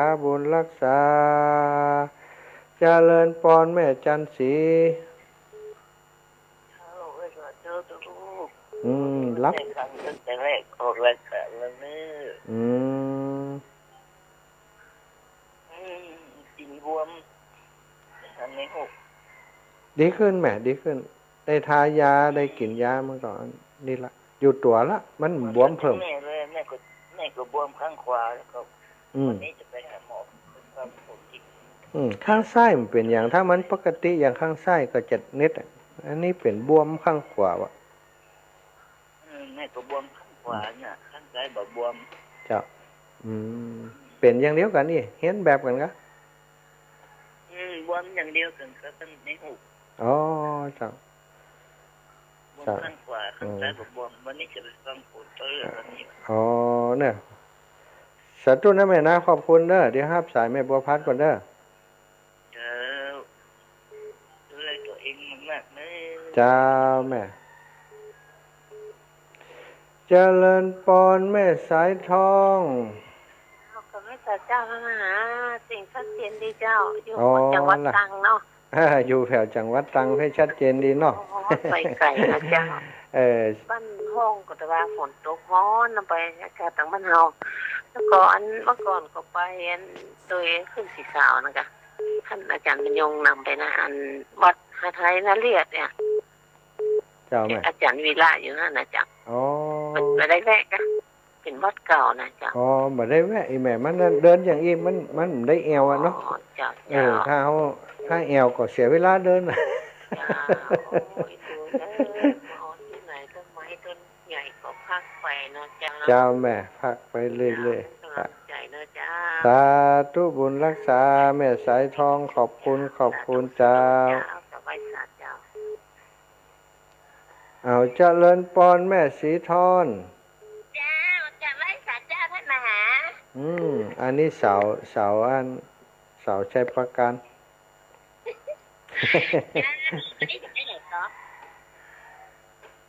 ยังแม่จะไปไหนก็วันนี้จะไปวันนี้ก็ไปตังกระบี่กันแม่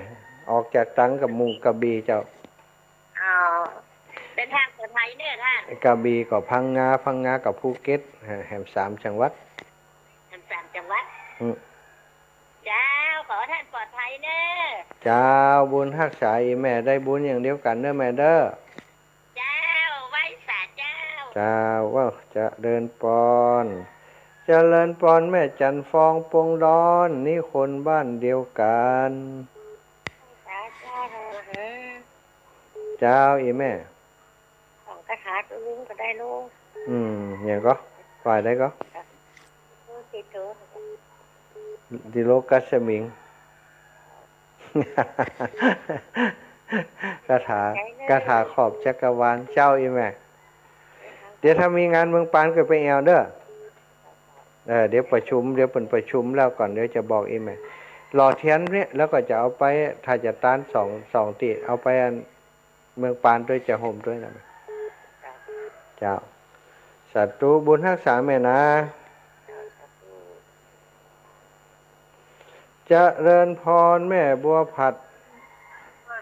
ว่าจะทำมาหาไม่ฟังเจ้าแล้วเนอะติดจ้าเนาะติดกว่าจะฮับได้เนาะติดก็เอาเสื้ออะไรมาดุดไปเนี่ยเจ้าแม่เดี๋ยวเขาจะรู้ว่าเขาลืมไปแล้วมาหาหน้าเจ้าละกันมาเดี๋ยวนี้สุขภาพแข็งแรงดีแล้วเนาะดีแล้วแม่ดีแล้วอยู่ตัวละเริ่มนี่ละเริ่มเดินเร็วได้ละเดินไกลได้ละแต่ว่าได้30 กิโลก่อนนะแต่ว่าได้30 กิโลก่อนแต่ว่านี่เดินเก่งมาเดี๋ยวน้ำหนักลดของร่างกายอีกลดลงห้องละดีละกับสุขภาพแข็งก่อนเดินทางด้วยความปลอดภัยเนิ่นมาเด้อเจ้าแม่บุญรักษาอีแม่เนาะเจ้าภาคใต้กับเราแก้วด้วยเหมือนมันเฮาเนาะเจ้าน้อยแต่บ้านเปิดเขาพูดจับไปเจ้าสาธุเจ้าคนดีก็ดีนะไว้กำลังใจเน้อทำหาเน้อเจ้าแม่ขอบคุณอีแม่นักเน้อเจ้าสู้ๆนะเจ้าเจ้าสู้เนาะแม่ฟองจานสาเจ้าชัดเจนดีนะเจ้าไก่อยู่เนาะไก่ยังไปจัดชัดเนาะกำลังใจก็ท่านนะเจ้าอีแม่เจ้ารักษาสุขภาพด้วยนะเจ้าขอบคุณนักคุ้มครองท่านนะเจ้าสาธุได้บุญอย่างเดียวกันเด้อแม่เด้อเจริญปอนย่าแม่ฟังอยู่เนอเจ้าตื่นแต่เจ้าแล้วกะตื่นแต่เจ้าลูกพักกินน้ำนะแม่ก็มารับเจ้าให้กำลังใจอยู่เนอเดินทางปลอดภัยเนอสาธุจ้าแม่สู้เนอสู้ขอบคุณเจ้าว่ายังไงคุณครูนมัสการเจ้าท่านมหาเจ้าท่านมหาปลอดภัยนะเจ้านี่นะเจ้านะเจ้าสาธุเจ้าขอบคุณนักเน้อบุญรักษาได้บุญเต่ากันเน้อขอบคุณนักเป็นห่วง สาธุเจริญปอนโยมแม่สุแก้วมาสการเจ้าโอคืนนี้มันได้ที่พักดีนะเจ้าเจ้าถ้ามันใช้ดีด้วยเจ้าเสียงมันชัดไหมชัดนะเจ้าอีแม่ว่าดังๆโอ้ถ้าได้พักอย่างอีดีแล้วเจ้าถ้าได้พักตีอย่างอีดีแล้วอีเนาะเจ้าก็แล้วแต่จังหวะเดินไปตะวานี่มาเดินมาพอ5 โมงแล้วมาพอวัดอยู่ไกลที่ไหนวัดอันเป็นวัดนี่นะวัดกระพังสุรินทร์อารามหลวงแวะเข้ามาเนี่ยกันไหมเจ้าขอบคุณอีแม่เนอะเจ้าขอบคุณหลายๆขอบคุณหลายๆเจ้าป้อประเสริฐนาน้อยอีป้อไว้สาครับลูกพ่อจ้าตัวยินเสียงเจียวนั้นเดินทางไปไกลแกนอค่ะสายสุขภาพดีนะครับเนอะไม่ได้แล้วคุณฝากคุณปิ่นคุณทำอีกที่จะพูดว่าสงสารลูกเครื่องเสียวขาดปลอดภัยนะครับเนอะอย่าลูกคอยติดกันครับสาธุถ้ามันเดินทุดงมันได้แอลภาคใต้น่ะมันได้แอลเมืองตังอ่ะจะได้เห็นลูกพ่อจ้าสุขภาพดีจะเป็นนะครับเนอะสาธุตลอดครับสาธุบุญรักษาปอมเหมือนกันเนอะขอบคุณปอบประเสริฐนาน้อยตัวแทนพี่น้องเมืองน่านเจริญปอนแม่สีทอนป่าไผ่ตัวแทนคนขี้เปียแม่ทราบว่าลูกเป็นเจ้าตัวแทนปฏิสีเลยดี3ปะตีตองปลายแล้วเด้อเจ้าไปอ่ะถ้าแบบไปกันปิ๊กมาเดินลูกเด้อไหวกะนักมวยขึ้นเวทีแล้วต้องตีให้ชุดกะจบยกปุ่นกะมดยกปุ่นกะนะถ้ามาหลบไปกับปิ๊กมาเลยลูกเบาแม่ไหวจะไหวอ่ะนักเดินแข้งท้องอย่าตุลุงยองว่ะตุลุงยองจนพอยุบนะตุลุงยองไปยุบนั่นน่ะจัดรายการนักเป็นเจ้าแม่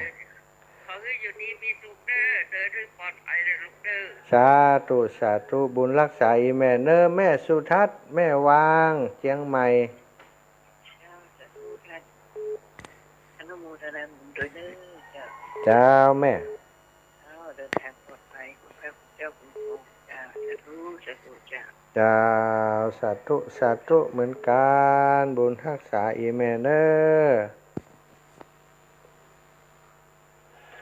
แม่น้อยบ้านหนองล่องล่ะแม่น้อยล่ะสาธุสาธุอาจารย์เจ้าท่านเจ้าแม่ก็ฟังด้วยเจ้ามารับสะดุ้งตื่นเปิดคอฟังแต่ว่าทุกเนี่ยสนามได้ไปภาคใต้เนาะเจ้าแม่มันจะพื้นที่เขาเนาะแต่ก็มันวัฒนธรรมอย่างก็เหมือนบ้านเฮาเขาเปิ้นก็ใส่บาตรใส่หยังกันจัดเดี้ยแม่บ้านตะปูนเปิ้นก็ใจดีมันมีมันเนาะใจดีใจงามมันไม่มีที่ข่าวนี่มันโหดร้ายขนาดนั้นมันแหมส่วนนึงเนาะแหมส่วนนึงแต่ตั้งนี่ก็ยังในเมืองเฮาบ่ได้เนี่ยแม่เจ้าก็เป็นกำลังใจให้ท่านนะเจ้าด้วยทางความสาธุบุญรักษาขอบคุณอีแม่หลายๆสายสุดท้ายแม่น้อมสุภาวงศ์เดี๋ยวนี้มีหน่อยเดี๋ยวนี้มีจังหวัดตรังเพ่นาบ้านนายกชวนเพ่นาโอ้มีตังทุกก่อนตกว่าตกอยู่ตลอดอีแม่แต่ว่ามันได้ตกแบบนักเนาะตกเป็นจุด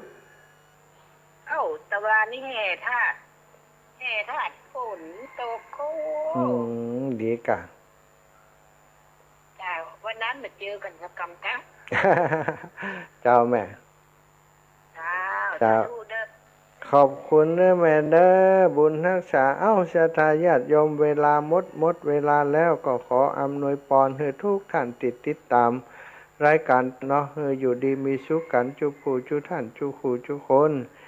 จะ ตารโรธรรมาวัฏันติ